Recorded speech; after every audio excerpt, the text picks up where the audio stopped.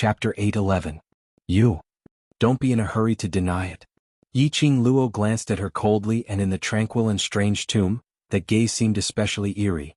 Immediately after that, Yi Qing Luo turned her head around and continued looking at the direction where the green vines were growing as she said, "Now, the one who is at a disadvantage is not us, the world group." This sentence successfully made Zi Qianqian shut his mouth unwillingly. Indeed, no matter if it was facing a sudden danger situation, they weren't able to be as calm and composed as Yi Qing Luo, accurately giving out instructions. It was their own group members who were able to make the most correct decision under the circumstances where they didn't have any instructions. They couldn't even match up to the world group. They suddenly understood why the world group was able to advance to a bronze plate mercenary group within a day. If they were allowed to develop.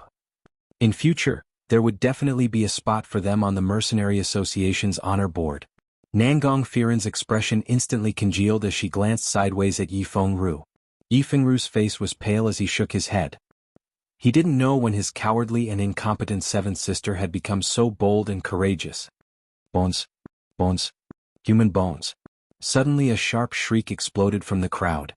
Nangong Lin was hysterically hugging her head as she recklessly charged over. Her petite body crashed into Yi Fengru's arms as her arms wrapped tightly around Yi Fengru's waist. "Brother Ru, these are all dead people's bones." Boo-hoo boo-hoo.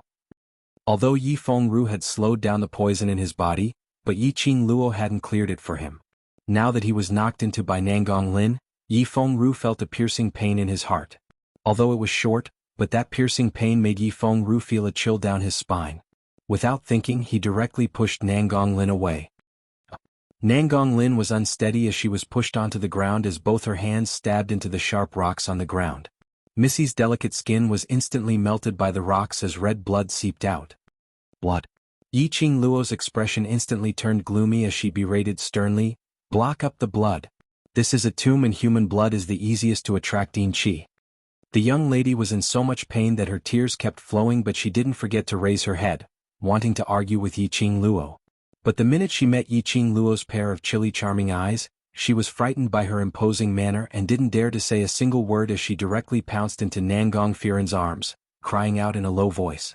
Nangong Firen frowned and glanced at Yi Fengru coldly.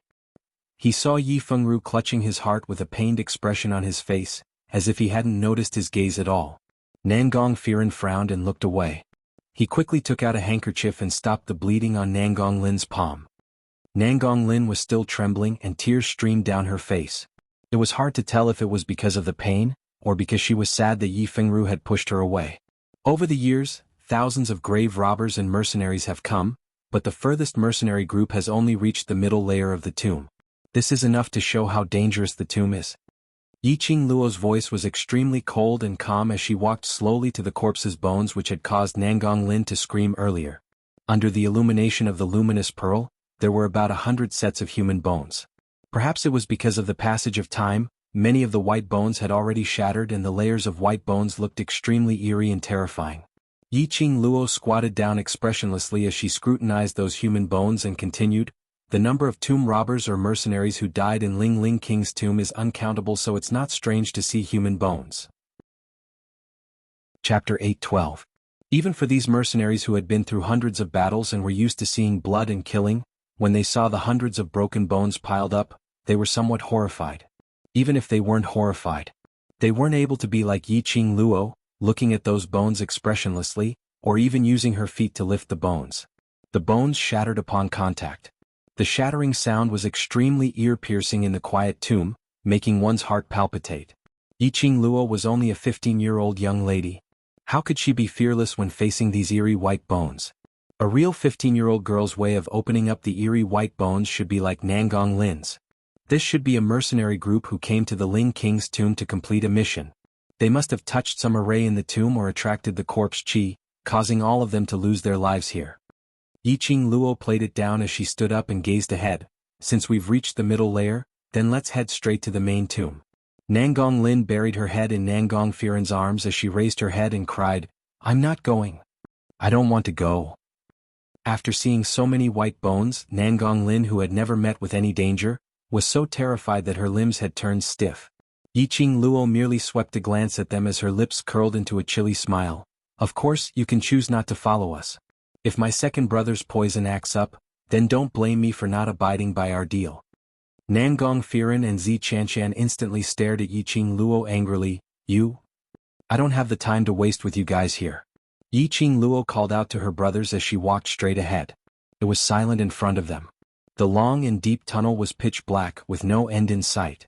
Nangong Firen and the others were still standing at the same spot. He glanced sideways at Yifeng Ru as he frowned and asked in a deep voice, "Can you cure this poison?" Yifeng Ru didn't reply, but the sound of his teeth clenching and his pale face had already replaced all the answers. Nangong Firen's brows creased even tighter as a cold glint shot out from his eyes.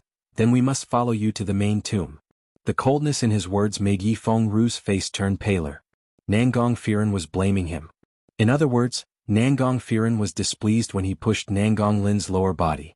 Yifeng Ru wanted to explain, but he didn't know how to start. If it wasn't for the fact that he didn't have enough ability, if it wasn't for the fact that he had underestimated Yiqing Luo's ability and heartlessness, then he wouldn't have shot himself in the foot, and wouldn't have ended up being used as a tool by Yiqing Luo to threaten him. Just then a gust of chilly wind blew over. Nangong Lin's entire body was trembling, and tears were already flowing out of her eyes. "I don't dare. Brother, let's leave the tomb, let's go home." Nangong Firen gently patted the woman in her arms and sighed helplessly. "Let her, I'm here. If we leave and your brother Ru is poisoned, you'll cry again." Nangong Lin recalled Yifeng Ru's pained expression, and her whimpering stopped. He couldn't bear to see Yifeng Ru suffer. But if they followed that arrogant woman, it was very likely that they would also become one of the millions of bones. While they were discussing, Yiqing Luo and the rest had already walked far away. The luminous pearl's light gradually went further away, and the tunnel which they were in became pitch black and dim. Not long later, they couldn't even see the expressions of the people around them clearly. Chapter 8:13. Looking at the pitch-black surroundings, Nangong Firen clenched his fists tightly as he hugged Nangong Lin tightly and gave an order, "Follow up." Now they could only follow the world group. In this pitch-black abyss, they who didn't know where they were in the King Ling's tomb could only follow the world group to find a chance to exit. Moreover, their mission target was in the middle layer of the King Ling's tomb. The world group wanted to make use of them, so why didn't they make use of them instead? The world group's youngsters followed behind Yiqing Luo in an orderly manner. Zhao Bo turned back from time to take a look at the Death God mercenary group who were still at the original spot with a puzzled expression. "Vice Group Leader, are we really going to leave them here? If they had the Death God mercenary group's help, it should be much safer for them to walk around the King Ling's tomb." Vice Group Leader had signed a deal with the Death God mercenary group, wasn't it to make use of them? Yiqing Luo shot a glance at him with a smile which didn't look like a smile. "They will follow up." Zhao Bo didn't believe it. A gold-ranked mercenary group on the honor board had been humiliated to such a state by a mere bronze-ranked mercenary group. As long as the Death God mercenary group had some backbone, they wouldn't possibly continue to trade with them. However, this thought had just flashed past Zhao Bo's mind when he heard a series of orderly footsteps. Turning back, he indeed saw Nangong Firen leading 30 over mercenaries, following them in quick steps. Zhao Bo was stunned as he looked at Nangong Firen in puzzlement. He has no other choice but to choose us. After a few words of interaction, Yiqing Luo could roughly understand Nangong Firen and the other's character. Nangong Firen was someone who cared about the big picture and wouldn't be tied down just because of a small matter. Moreover, the poison in Yifeng Ru's body was something that only she could cure. Towards the Death God mercenary group following them, the world group's mercenaries didn't open their mouths to tease or ridicule them. They only followed Yiqing Luo solemnly. The group of them remained silent as they followed closely behind. The deeper they went, the colder they felt. Under the luminous pearl's glow, the air seemed to be lingering with a thin layer of fog. It was the kind of gloomy fog. It was grayish and extremely terrifying.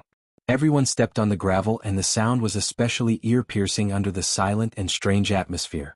Every sound was like something was ruthlessly pounding on their hearts.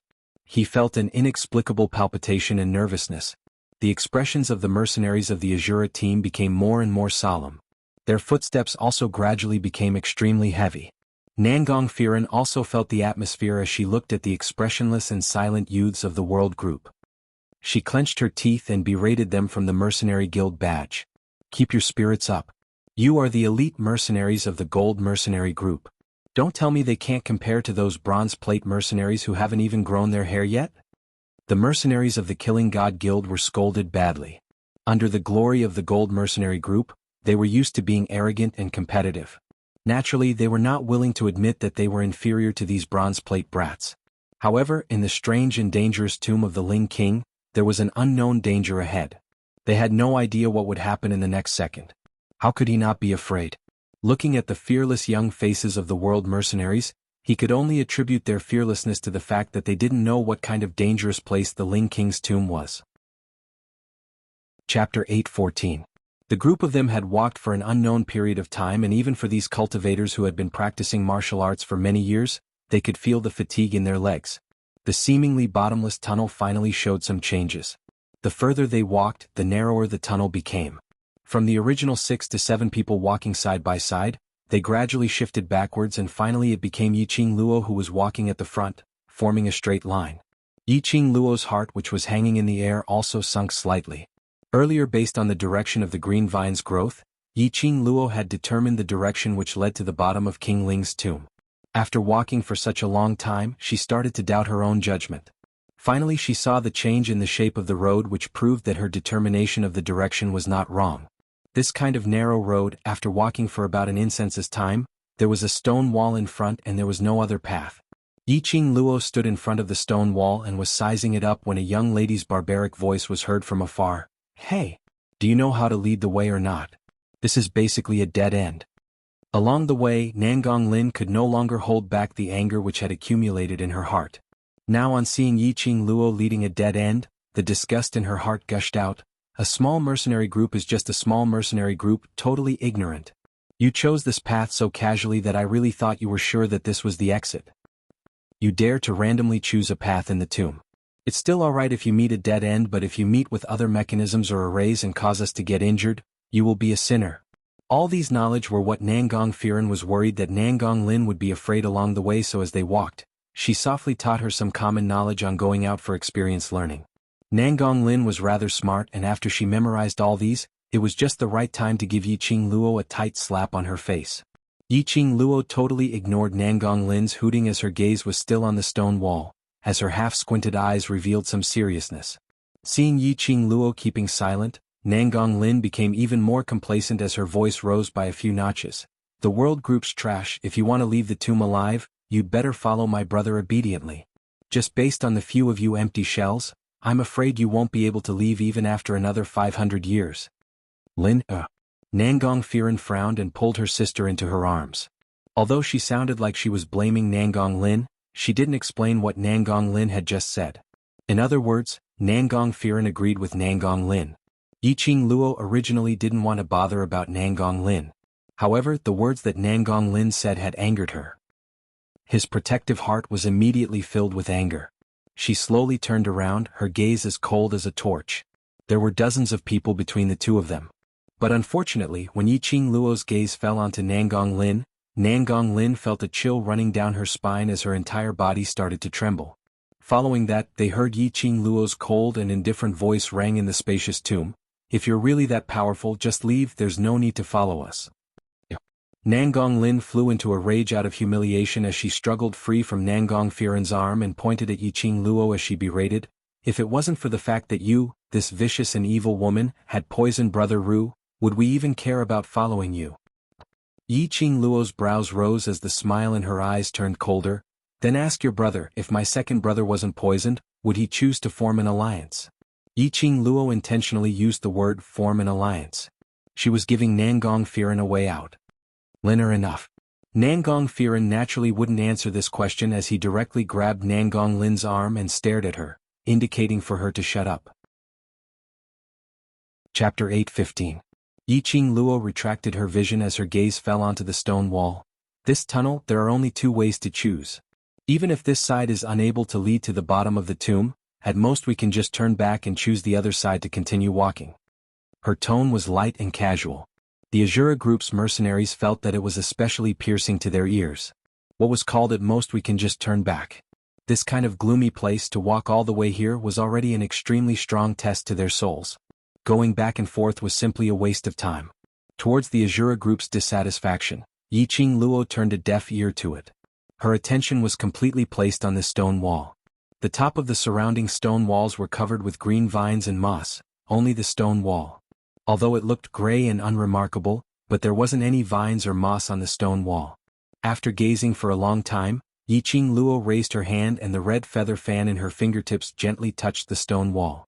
With just a slight touch, perhaps it was because there wasn't anyone around for a long time and it was corroded by the corpse qi, the broken stones which were attached to the stone wall started to roll down. Yiqing Luo retreated a few steps, and when those broken stones were about to fall, she then congealed her profound qi and swept up a whirlwind, sweeping all the broken stones above the stone wall. After the broken stones had fallen, the gray stone wall was clearly reflected in everyone's eyes. That stone wall was suffused with a lifeless black-red color, which was extremely strange. What made one's heart tremble was the totem drawn on the stone wall. That was a man holding a long spear, dressed in battle armor. He should be a peerless hero with a valiant and imposing manner. However, that totem seemed to be covered with fresh blood, looking extremely sinister and terrifying. This is war god Ling Wang? Yiqing Luo narrowed her eyes as she sized up the totem in detail. To be able to carve a human-shaped totem on the stone wall of Ling Wang's tomb, other than Ling Wang there shouldn't be anyone else. Nangong Firen had already led Zi Qianqian and the others past the world group and walked next to Yiqing Luo. After seeing the totem on the stone wall, Nangong Lin gave a shrill cry as she pounced into Nangong Firen's arms. Zi Qianqian and Yi Fengru's expressions were slightly grave as they exchanged glances. Could it be? Ling Wang's main tomb is behind the stone wall? Impossible. Yiqing Luo interrupted their guesses without any hesitation. Zi Qianqian's brows instantly knitted together as her beautiful face was filled with displeasure. Vice group leader of the world group, aren't you a little too conceited? They were a dignified gold medal mercenary group, yet they were repeatedly led by a bronze medal mercenary group. Right from the start, it was Yiqing Luo who was in charge of everything. This kind of feeling made them feel very uncomfortable. According to the information on the tomb of the Lai Ling King, the tomb of the Lai Ling King is guarded by a formation. Yiqing Luo lightly lifted her eyelids. If Azura God Group's vice group leader hadn't investigated the mission's information clearly before setting off for the mission, why not take this opportunity to read through the information on Ling Ling King's tomb, in case you make a fool out of yourself? Zi Qianqian's face immediately turned red. And Yiqing Luo's words made the hearts of the other mercenaries jump abruptly. These youths had investigated the tomb of the Ling King beforehand. In other words, they knew exactly how dangerous the tomb was. They didn't even have the courage of a few young mercenaries? These gold medal mercenaries' pride had suffered a huge blow. Unknowingly, they all puffed out their chests, as no one was willing to admit that they couldn't be compared to a bronze medal mercenary. Yiqing Luo's eyes suddenly flashed as she raised her hand and touched the totem on the stone wall. Chapter 8:16. She had finally snatched back the leading rights. Nangong Firen's eyes were masked with disdain. Bronze plates were bronze plates. No matter how shocking their performance was, it couldn't change the fact that they lacked experience. So what if they had checked the information of King Ling's tomb? Wouldn't they still commit the lowest level mistake? Nangong Firen gave a light harumph as he took a big stride forward and raised his hand to stop her. But before Nangong Firen's hand stretched out, Yiqing Luo's finger had already pressed onto the head of King Ling's totem. Her slender jade-like fingers, under the contrast of blood, looked extremely fair. A loud boom boom boom was heard as that stone wall shook slightly. Everyone felt that the entire tunnel was shaking. Nangong Firen's hand also retracted back because of the shaking, as he hugged Nangong Lin tightly. Nangong Lin had taken a trip to the gates of hell because of the earthquake outside the tomb. Now that she felt the ground beneath her feet shaking, she couldn't help but let out a wah-wah scream. The entire tunnel was long and serene. Nangong Lin's screams reverberated. While everyone was in a fluster, their heads were in extreme pain from the shaking. Shut up. Yiqing Luo's voice was cold and dignified. Two casual words caused Nangong Lin's voice to stop abruptly. By the time Nangong Lin realized that she was so obedient, her face flushed red as she gritted her teeth and was about to scold Yiqing Luo. But all the words were stuck at the side of her mouth. That stone wall in front of them started to move towards the right at an extremely slow speed. Like an old machine which hadn't been moved for a long time, it gave off an ear-piercing friction sound. That swaying feeling earlier was caused by the stone wall's movement. Realizing this, everyone's uneasy hearts finally calmed down. After the stone wall opened up, an extremely smelly moldy smell came gushing out, together with a thick stench. The two smells blended together in an extremely strange manner. This smell, as compared to the World Group's mercenaries when they first entered the tomb, was much thicker by 1,000 times. Azura Group's mercenaries immediately held onto the stone wall which was filled with vines as they bent down and vomited. On the contrary, the World Group's mercenaries followed behind Yiqing Luo without a change in expression, as one after another, they walked into the stone wall which was opened up. It was as if he could not smell the disgusting and unbearable stench at all. Nangong Firen's face was ashen, and he looked as though he was about to vomit. He glared at the young mercenaries with his cold and sinister eyes. Swish, a shiny object was thrown in a beautiful arc in the air toward Nangong Firen. Nangong Firen stretched out his arm and caught the item. Opening his palm, he saw a palm-sized white jade bottle lying on his palm. It was still emitting a refreshing medicinal fragrance, which diluted the unpleasant fishy smell in his nose. Is this the quality of a gold-ranked mercenary group? Before doing the mission, you don't know how to investigate the specific background and information of the mission. You also don't know how to prepare the things you need to prepare according to the mission location. Yiqing Luo's lips twitched in ridicule as her eyes couldn't conceal the contempt. Gold-ranked mercenary group. Ranked third on the honor list, it's really hard for me not to doubt the authenticity of your mercenary group. What do you know? Nangong Lin's face flushed red as she roared furiously. On what basis do you doubt the Azura group? If you have the ability, then compete with my brother. Use your ability to speak. Nangong Lin's words had just finished roaring when Nangong Firen tugged her arm, shaking her head at her. Chapter 8:17. Facing Yiqing Luo's disdain and ridicule, Nangong Firen was filled with rage. But he couldn't utter a single word of rebuttal. Because every single word that Yiqing Luo said was the truth. The bottle was filled with air-freshening pills. There were more than 50 refreshing pills. No wonder. After they found out that the World Group had drawn a random mission which was the Ling King's tomb mission, they waited in the tomb for a few hours but the World Group didn't appear. The mercenaries of the World Group weren't like other mercenary groups. In order to complete the mission as soon as possible, after learning the location of the mission, he madly rushed to the destination. The World Group used an afternoon and a night's time to make sufficient preparations for the Ling King's tomb mission. Nangong Firen had to admit that the Death God mercenary group was indeed inferior to the World Mercenary Group in this aspect. Even if their Azura group's motive for coming to the Ling King's tomb was to surround the World Group, hence they had purposely accepted a mission regarding the tomb. However, no matter what the purpose was, they should also make sufficient preparations before leaving. If it wasn't for them underestimating the World Group and overestimating their own abilities, they wouldn't have been humiliated to such an extent by the World Group and wouldn't have been left speechless by the World Group. It wasn't that their Death God mercenary group had lost their past glory and lost the ability to be a gold medal mercenary. It was just that the opponents they encountered were even more powerful. Of course, Nangong Firen did not admit that he was powerful in terms of martial strength. Instead, as a mercenary group, the World Mercenary Group was superior no matter if it was the way of doing things or handling matters. In the future, the World Mercenary Group would definitely be an extremely strong opponent. Nangong Firen passed the jade bottles one by one in silence. When Yi Fengru received the air-freshening pill, his expression was somewhat unsightly. He gripped the jade bottle tightly for a moment before pouring out a pill and throwing it into his mouth.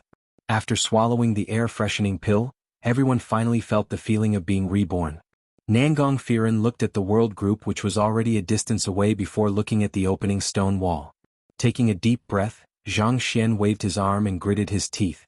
After entering the stone wall, there was another long, quiet and deep tunnel. The only difference was that the air here was much colder than outside the stone wall. This kind of coldness was the kind that emanated from the bones. The thin mist floating in the air was faintly suffused with a green color. The yin qi was heavy and horrifying. The elite members of the Killing God group furrowed their brows. Withstanding the huge psychological pressure, they braced themselves and followed the leader's footsteps forward. These mercenaries had never imagined that they would be at the bottom of the Qianling King's tomb. They all thought that, at most, they would be able to complete the outer perimeter quests of the Tomb King's tomb, and then complete the quest Yi Fengru gave them. It wasn't a simple mission, but if they could complete an ordinary mission from the tomb, it would be enough for them to show off in the mercenary world. They could also ride on the wave of popularity. But now, all the plans had deviated from the original design. The deeper they went into the tomb, the more dangerous it was for them. Who was not afraid of death? Especially for elite gold medal mercenaries like them. They hadn't enjoyed enough glory, so how could they be willing to die? with apprehensions and unwillingness in their hearts. The more they walked, the more fearful they became, unlike the world group's young mercenaries who had no distracting thoughts in their hearts. With such a comparison, it was no wonder that Yiqing Luo would question the authenticity of their gold-ranked mercenary group. Chapter 8:18. Ordinary corpses would definitely not be able to nurture such a huge number of corpse worms. With so many corpse worms appearing, it indicates that we are not far from the Guardian Corpse King. The World Group's mission was to bring the Guardian Corpse King back. To the World Group, to be able to reach the Guardian Corpse King's array, it should be a joyous matter. But Yiqing Luo only felt strange. According to the 3000 Peach Blossom Group's information on Ling King's tomb, the tomb is set up with arrays and mechanisms, and if one is slightly careless, one's head would be separated from his body. But we're about to reach the Guardian Corpse King's array, but we haven't met with any danger along the way. Not to mention mechanisms, there wasn't even a single bit of array at all. The only danger was this wave of corpse worms. How could it be so smooth? Thinking back to when they were at the outer boundary, the sudden collapse of the tomb, Yiqing Luo was even more certain that her earlier guess was probably true. There was another group of people at the bottom of the tomb. These arrays and mechanisms were settled by that group of people. To be able to reach the bottom of the tomb without any casualties. The other party, who on earth were they? They actually had such ability? Yiqing Luo's expression turned increasingly grave. Yiqing Luo's words were clearly heard by every single mercenary in the world group. They also realized that there wasn't any danger along the way, and it was merely the tranquility before the storm. This mission in Ling King's tomb was much more dangerous than what they had imagined. The world group's emotions had also affected the Azura group's side. Nangong Firen's attention was totally placed on Yiqing Luo, as his eyes didn't conceal his interest towards her at all. Seeing Yiqing Luo's expression gradually turning grave and finally becoming more and more solemn, his heart also started to tremble fiercely. He knew in his heart that the journey ahead would probably be filled with danger. He retracted his gaze and took a look at Nangong Lin, who was following closely beside him, as he pursed his lips and transmitted his voice solemnly through the mercenary group badge. Feng Ru, you're still poisoned, so if you meet with any danger later, you don't need to care about anything else. Just help me take good care of Lin, or will do. Yi Feng Ru frowned as his vision swept past the timid Nangong Lin. I will take care of Lin, but I'm poisoned doesn't mean that I'm useless. Up till now, no one has ever come out alive from the bottom of the Ling King's tomb, but we've walked till now, and just like what the World Group's vice group leader said, we're about to reach the array protecting the King Corpse. This meant that they were not far from the main tomb of the Ling King. This also meant that this was the lowest level of the tomb. Just as he finished his words, a dissatisfied expression surfaced on Zi Qianqian's beautiful face. Leader, the World Group is merely the bronze plate mercenary group that's slightly prepared for King Ling's tomb. You really believe that woman's words? Qianqian. Nangong Firen frowned and glanced at Zi Qianqian with displeasure. He knew his deputy leader's character very well, so he didn't say much. It's always good to be careful. I hope the Death God mercenary group can guarantee the glory of its own gold medal. Both groups were saying the same thing to their own teams. The environment in front of him had changed. The long and deep tunnel turned into 5 narrow paths. There was also a black coffin placed on each of the paths. Coffin? Everyone's expressions had a huge change. Nangong Firen's heart sunk. Indeed. We've really reached the array protecting the King Corpse. Chapter 8:19. These words were extremely domineering. Yiqing Luo's expression was indifferent as her frosty eyes squinted slightly as she continued. In the ancient tomb, there are many things which feed on something from the human body, for example, blood, essence, flesh. Pausing, her lips curled upwards slightly. Under such circumstances, when they saw such a strange smile, everyone couldn't help but shuddered. Even though the one smiling was a peerless beauty that could topple cities, everyone still felt terrified. Nangong Lin was so frightened that her face turned pale as tears streamed down as she buried her head in her brother's arms, not daring to cry out. Nangong Firen's brows creased tightly as he gazed deeply at Yiqing Luo, as a glint flashed past his eyes. Earlier, when Yiqing Luo made a move on Nangong Lin, it wasn't because she wanted to kill her. But she was certain that as her brother, he wouldn't just stand by and watch. If he hadn't carried Nangong Lin away in time, then these corpse worms would have completely swallowed Nangong Lin. Many thanks. Nangong Firen wasn't that kind of idiot who couldn't differentiate right from wrong as he directly jumped out these 2 words towards Yiqing Luo. There were probably less than 5 people in this world who could receive Nangong Firen's thanks personally. To the others this was considered a huge honor. But Yiqing Luo didn't reveal much emotions towards his gratitude as she spoke calmly. There are a lot of corpse worms here, so I believe there should be some corpses which are used to feed them.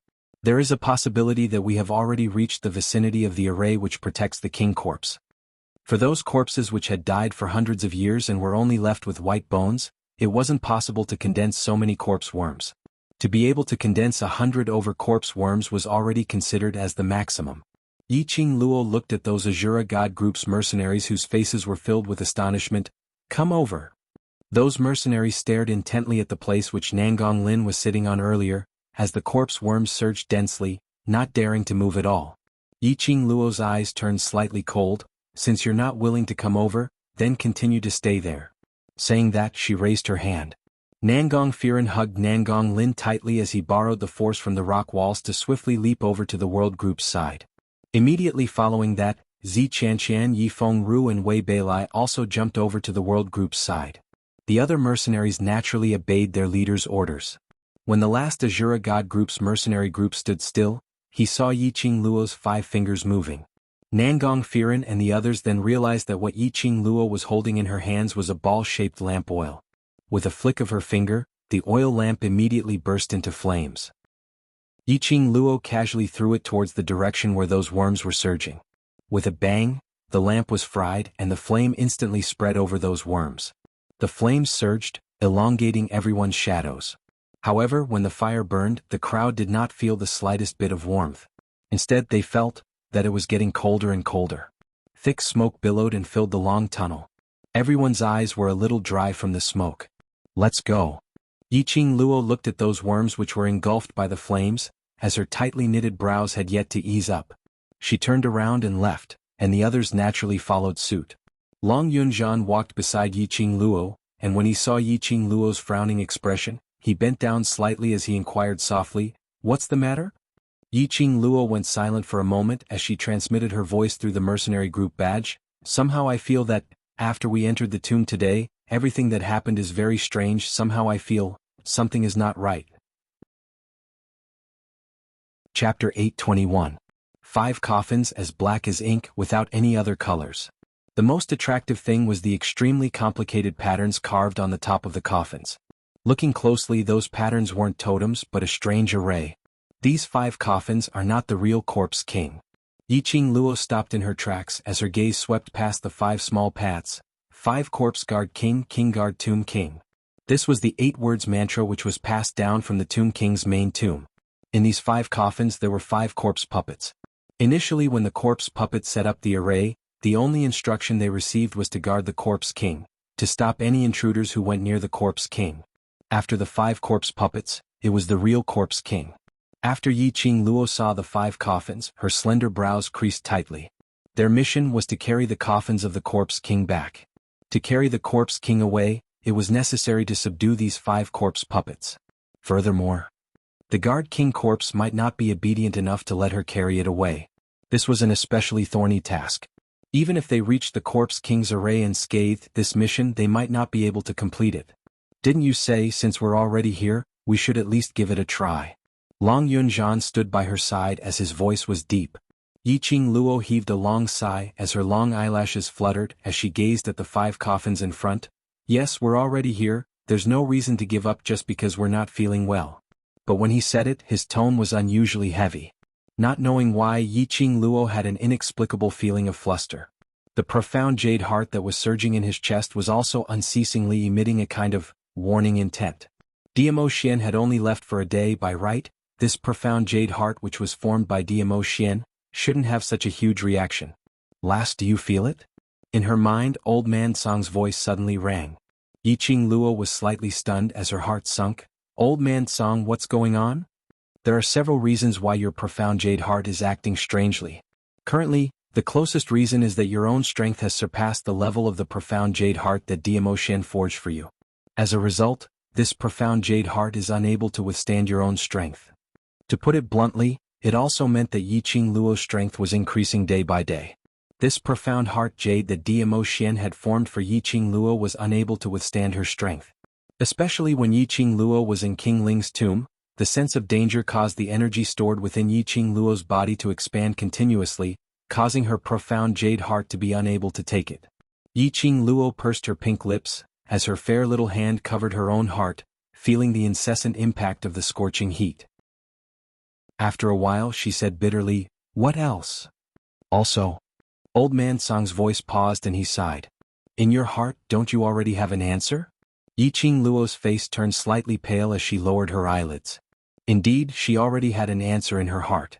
He just didn't want to admit this answer. But hearing Old Man Song's tone, it also meant that her thoughts were not wrong.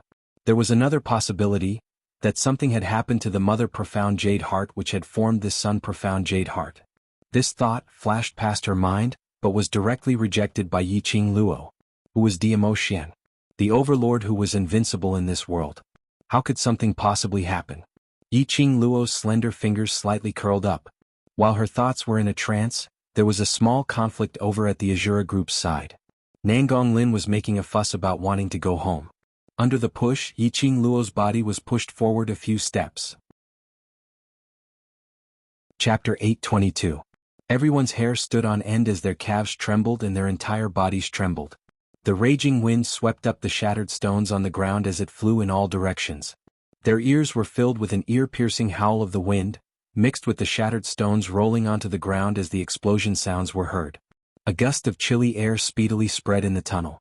Bam, bam, bam, bam. A series of collisions were heard and the 5 black coffin lids which were placed quietly on the 5 small paths all bounced open at the same time. 5 black coffin lids crossed each other in midair and after drawing a few cold arcs, it directly leaned against the side of the coffins. Following that, 5 corpse puppets bounced out from the 5 open coffins. 5 corpse puppets stood stiffly at the front of the coffins, as though they were wooden puppets which were hung in midair, without any signs of life. They were dressed in black loose robes and their entire heads were shrouded in the black robes so their faces couldn't be seen. Corpse puppets. Corpse puppets. 5 high-leveled corpse puppets. Ghost. Ghost.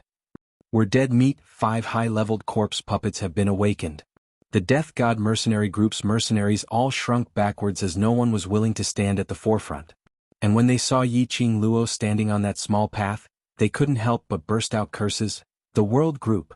Are you trying to get us killed? You obviously know the terror of the 5 corpses and still want to alarm them. These mercenaries, because Yiqing Luo had struck their pride several times, putting on a high and mighty look, they had long been dissatisfied with Yiqing Luo. Now that they saw Yiqing Luo alarmed the 5 high-leveled corpse puppets, their belly full of terror and terror exploded at this instance. The World Group's vice group leader, what's the matter with you? Once the 5 corpses are alarmed, they will kill all the intruders before they stop. Do you want us to die with you? One person opened his mouth and one after another people started to open their mouths. But when Yiqing Luo turned her eyes sideways and stared coldly at them, everyone's voices seemed to be stuck in their throats, not able to say a single word. Her ravishing look seemed to be covered with a layer of frost. Her long, narrow, and bewitching eyes shot out a piercingly cold light. It was as if being swept by her gaze would make one feel as if they were in an ice house. Especially with the 5 corpse puppets in the background. This killing gaze swept over and successfully silenced the clamoring mercenaries. Yiqing Luo stood on that small path not moving at all. After making those people shut up, she turned around and stared indifferently at the 5 corpse puppets standing upright in the coffins. Her tone was calm and no one could tell what she was feeling. The deal between the Killing God group and me is to assist the World Group to complete the Mercenary Association's mission. After the members of the Azura group heard this, they were so nervous that they had difficulty breathing. His throat felt like it was being choked by something, and it was extremely uncomfortable. Complete the Mercenary Union's mission? Bring back the coffin of the Guardian Zombie King? How could this be possible? Don't joke around. Nangong Lin shivered in Nangong Firen's arms. Corpse puppets? Those are corpse puppets. Don't tell me you want to defeat these corpse puppets? Towards the terror of the corpse puppets, she more or less understood from the mutterings of the Azura group's mercenaries. It was undoubtedly like striking a rock with an egg. No matter if we want to or not, we have no way out now. Yiqing Luo's expression was calm as she calmly opened her mouth. The corpse puppets were alarmed, which indicated that the corpse puppet array had been activated. If there was still a trace of living aura in the tomb, these corpse puppets would not return to their coffins to sleep again. Chapter 823. I want to go home. Brother, I want to go home. She's a lunatic. Nangong Lin's chest was in pain as she bit her lower lip tightly. She was so scared that her tears kept flowing out. Nangong Firen frowned as she exchanged glances with the other vice group leaders. She could see the helplessness in each other's eyes. Just as what Yiqing Luo said. No matter whether they wanted to defeat these 5 corpse puppets, they had no other way out. Once the corpse puppets were alarmed, none of them would be able to escape. Only by giving it their all would they have a chance to survive. If it wasn't for her overestimating herself, we wouldn't have ended up in such a state. Zi Qianshan's beautiful face surfaced a trace of sullen anger. She really thinks that she's so powerful, putting on a look of a senior to lecture us. In the end, it's because they don't have the ability to make sufficient preparations before taking on the mission. Those who have the ability, no matter where they go, will not be a problem. Qianshan.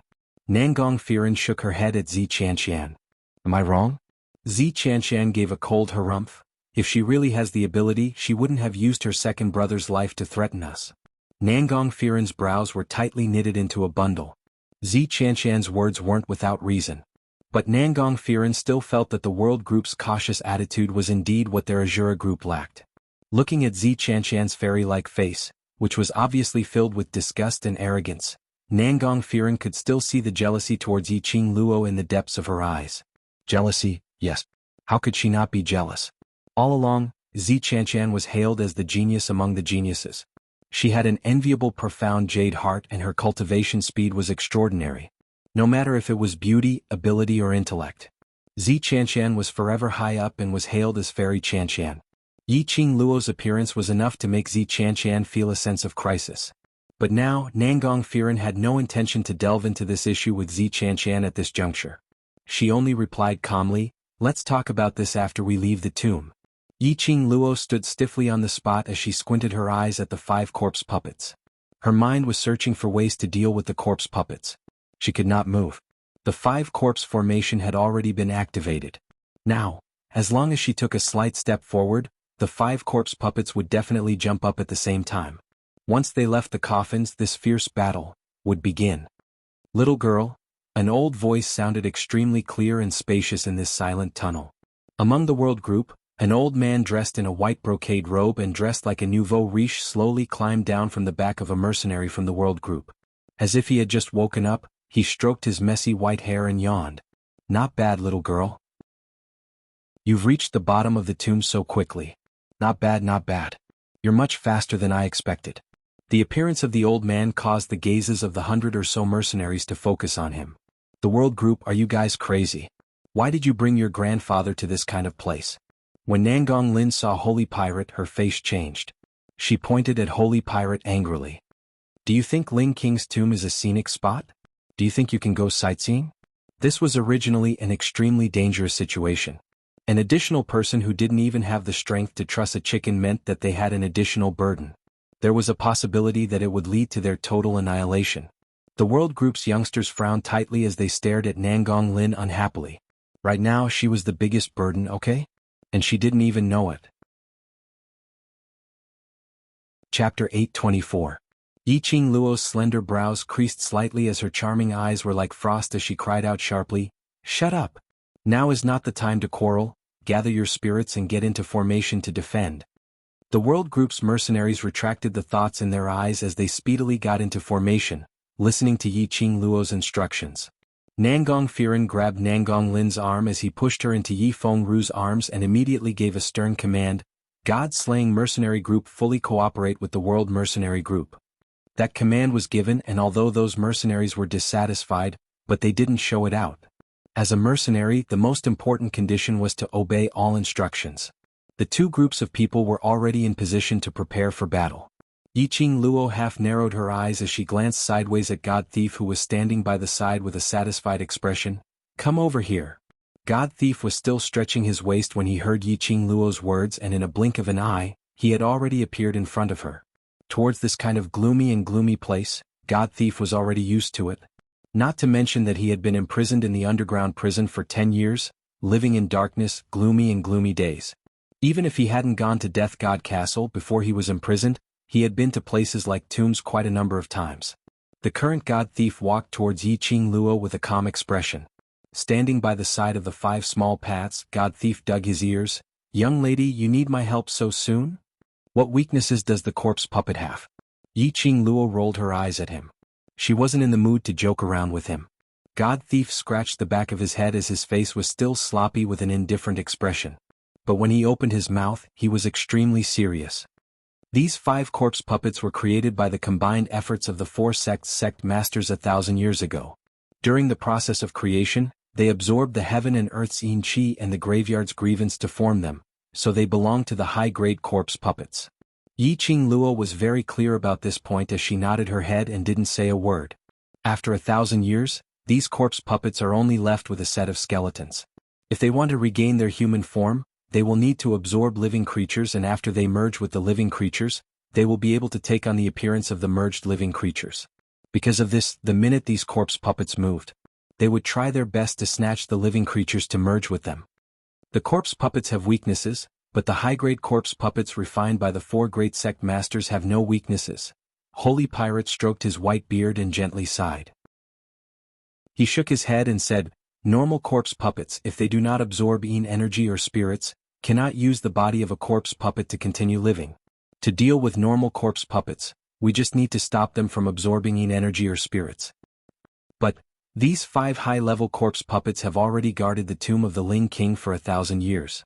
In addition to the endless stream of profound practitioners, grave robbers, and the other profound practitioners who have been sending over the past 1,000 years, they have long since nourished them to the point where, even after another 1,000 years, they will still be able to continue living.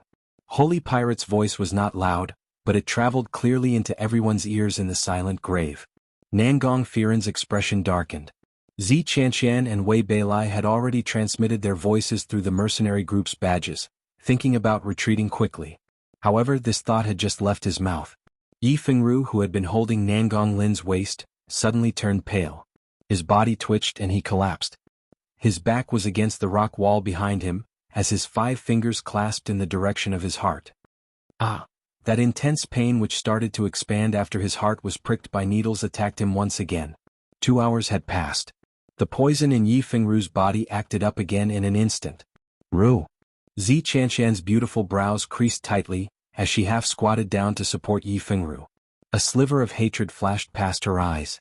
They had no choice but to retreat. Chapter 825.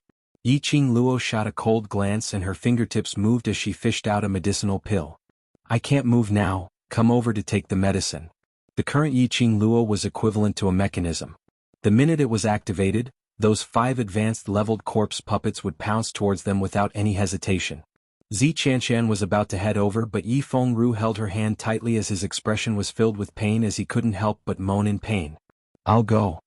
Nangong Lin looked at Yi Fengru with heartache as she anxiously rushed over. Dashing in front of Yiqing Luo, Nangong Lin grabbed her wrist as she barbarically pulled the medicinal pill out from her hand.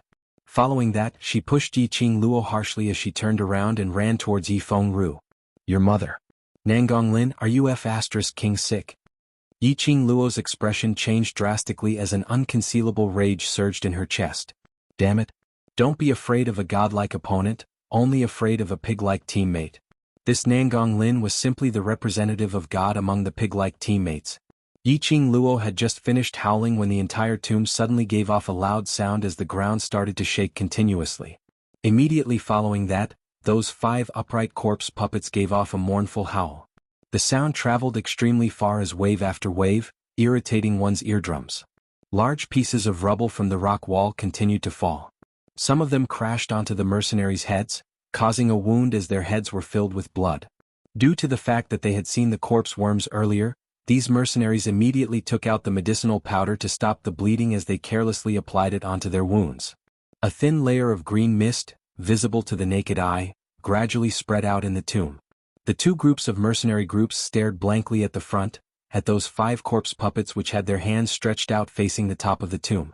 That thin green weapon was being sucked into their bodies at an extremely fast speed. The world group quickly retreat. Yiqing Luo shouted out sharply as she grabbed onto the lazy god thief as she speedily moved backwards. The world group's mercenaries subconsciously obeyed her command as they followed Yiqing Luo to retreat. At the same time, Those 5 corpse puppets leapt upwards as they speedily attacked towards their direction. Ah, help! There were a few screams. Before the Death God mercenary group could react, the few elite mercenaries standing at the front had already been captured by the corpse puppets. The luminous pearl shone brightly. Everyone could clearly see that the mercenary's hand was a piece of white bone. No one would be able to remain calm when they saw a person being pinned down by a few bones. In particular, after White Bones tightened its grip on the mercenaries, it didn't even take 10 breaths for the green mist to envelop the captive mercenaries. All that was left of the captive mercenaries were one by one. It was directly absorbed by these corpse puppets. In just a few breaths, the Death God mercenary group had lost 8 mercenaries who had fallen from the outside and were injured. Go! Nangong Firen's expression changed drastically as he silently scolded Yiqing Luo for not informing them first, as he immediately asked his group members to leave with Yiqing Luo. However, he did not dare to show his anger on the surface. After all, it was Nangong Lin who caused the 5 high-level corpse puppets to react. Nangong Firen regretted bringing her willful younger sister with her today. Noticing her own brother's gaze, as well as the Death God mercenary group's reproachful gazes towards her, Nangong Lin pouted her lips aggrievedly as she sobbed. I didn't do it on purpose. She only hated Yiqing Luo and casually gave her a push. Who knew that it would cause such an outcome? Chapter 826. Big Brother. Oh. Nangong Lin's expression changed drastically. Her face was filled with grievance and shock. If her father found out about her performance in the tomb, her days in the future would definitely not be so peaceful. However, looking at Nangong Firen's determined expression, Nangong Lin could only swallow her words. In his heart he hated Yiqing Luo even more. If it wasn't for Yiqing Luo, the Death God mercenary group wouldn't have reached the bottom of the tomb. The mercenaries that her brother had spent so much effort to train wouldn't die either. She would not be blamed by her brother. He would not let his father know about this. It was obvious that Nangong Lin had forgotten about it. Everything that had happened in King Ling's tomb was because Yi Fengru wanted to snatch the profound phoenix ring, hence he had provoked Yiqing Luo first. Yiqing Luo and the others fled extremely swiftly, and not too long later, they had already reached the place where they had set fire to those worms. Behind him, the miserable cries of the god-slaying mercenary group could be heard. Yiqing Luo didn't turn back, and neither did anyone in the world group. The fire in front of him didn't go out just because the insect carcass was burned to death. Instead, it continued to burn, and the flames rose higher and higher, as if it was going to burn the entire tomb. Nangong Firen saw the flickering flames from afar. Zi Qianshan's beautiful face was covered with anger. What a good fire. There was a raging inferno in front and a corpse puppet behind. We will all die here today. This fire was started by Yiqing Luo. Zi Qianshan naturally vented his anger on Yiqing Luo. Yiqing Luo couldn't be bothered, but Kitty Li, who had been following beside Yiqing Luo, couldn't take it. Kitty Li turned her head and made a funny face at Zi Qianshan. If it wasn't for this fire, you would have been swallowed by the corpse worms just now. Would you even have the chance to talk here? Zi Qianshan gritted his teeth as a trace of anger flashed through his eyes. Kitty Li snorted and shook her head, ignoring Zi Qianshan. The corpse puppet behind him was extremely fast. In the blink of an eye, it had already caught up. Wherever it passed, the rock walls and gravel cracked. If their legs were any slower, they would be completely absorbed by the corpse puppets. The feather fan in Yiqing Luo's hand shook and shot out a strand of silver thread, directly piercing into the crevice of the rock wall. She tugged, and after confirming her strength, she leaped. The thin silver threads reflected a cold glint. Following Yiqing Luo's strength, the silver wire continued to sway, and the place where the silver wire was fixed gave out a creaking sound of crushed stones. Yiqing Luo borrowed the strength from the surrounding rock walls and the silver wires to swiftly pass through the burning flames. Soon after, a few silver threads pierced into the rock wall one by one. The youngsters in the mercenary group didn't say a word as they followed behind Yiqing Luo speedily past the flames. The world group. You guys. Wei Beilai immediately panicked. He quickly walked forward, wanting to snatch a silver wire. But before he could step forward, he was pushed aside by the world group's youngsters. In a blink of an eye, 90 over mercenaries from the world group had already arrived at the other end of the flames. The 5 corpse puppets had already caught up. Sharp and ear-piercing corpse howls resounded. Nangong Firen threw Nangong Lin to Yi Fengru and pushed them toward the silver threads. Then, he drew his long sword and leaped into the midst of the corpse puppets to attract their attention. "Brother!" Nangong Lin's face turned pale as she cried out in fear. Before she could struggle to chase after Nangong Firen, her body suddenly felt light as Yi Fengru brought her along and climbed onto one of the silver threads. Zi Qianqian and the others tugged on the silver threads. Seeing that it was as thin as hair, they had some doubts in their hearts. But they used a little more strength to ascertain that it was able to withstand their weight. One by one they swiftly passed through the fire. There were a few mercenaries who were too anxious and almost fell into the fire. When the last surviving mercenary landed steadily in the middle of the bonfire, Roland's eyes lit up. Chapter 827. Nangong Firen's profound rank was above the earth profound rank. In the Nirvana realm, he could be considered a high-level profound practitioner at his age. However, he was completely powerless against the 5 corpse puppets with just this bit of ability. The only reason he could hold on for such a long time was because of the long sword in his hand. The long sword should be a weapon above the supreme level and had been stained with the aura of talismans. When the sword swept past the corpse puppets, they would subconsciously avoid the longsword's attack. When the long sword slashed the black robe of one of the corpse puppets, the black robe immediately emitted a puff of green smoke, revealing half of the white bone under the black robe. However, even with the protection of the long sword, it was hard for him to avoid being injured by the 5 corpse puppets by himself when fighting them alone. After the last mercenary crossed the bonfire, he had just heaved a sigh of relief when his arm was cut by the white bone of one of the corpse puppets. Nangong Firen moved quickly. Enduring the sharp pain of his arm being corroded, he raised his sword and swung it. The corpse puppet quickly retracted its white bone. The fragrance of human blood wafted from the corroded arm. The other 4 corpse puppets howled crazily, and a bloodthirsty red light flashed under their black robes. They swarmed toward Nangong Firen in unison. Nangong Firen's heart sank. He glanced sideways at his bleeding arm and vaguely saw his white bone. A chilly yin qi spread from the wound on his arm to his body. As the corpse puppets approached, Nangong Firen wanted to raise his sword to repel them. However, the chilly yin qi made him feel cold all over, and his fingers holding the longsword stiffened. No matter how hard he tried, he couldn't move his arm. The increasingly intense yin qi was assaulting his face. Nangong Firen closed his eyes in despair. "Forget it. It's worth it if I can let my brothers survive by sacrificing myself." At this moment he suddenly felt a grip on his arm. Nangong Firen felt as if something had wrapped around his body. His body suddenly became light and he was pulled by a force. "Big brother?" Nangong Lin's sobbing voice rang in his ears. Immediately after, a pair of ice-cold hands directly grabbed his arm. The woman's cold voice rang out, "Don't touch him. Get out of the way." Nangong Firen opened her eyes and saw a pair of emotionless eyes. Those eyes were pitch black and bright, like the resplendent stars in the sky. The corners of his eyes were long and narrow, revealing an extremely enchanting and evil charm. As it spun, it gave off a dazzling flowing light. The streak of light shot into Nangong Firen's heart. For some unknown reason, his heart was beating rapidly uncontrollably. Even his breathing became stagnant. "Don't you dare touch my brother, you wicked woman. You could have used these silver threads to pull my brother over, but you had to wait until he was injured and on the verge of death before bringing him over. You're trying to kill my brother."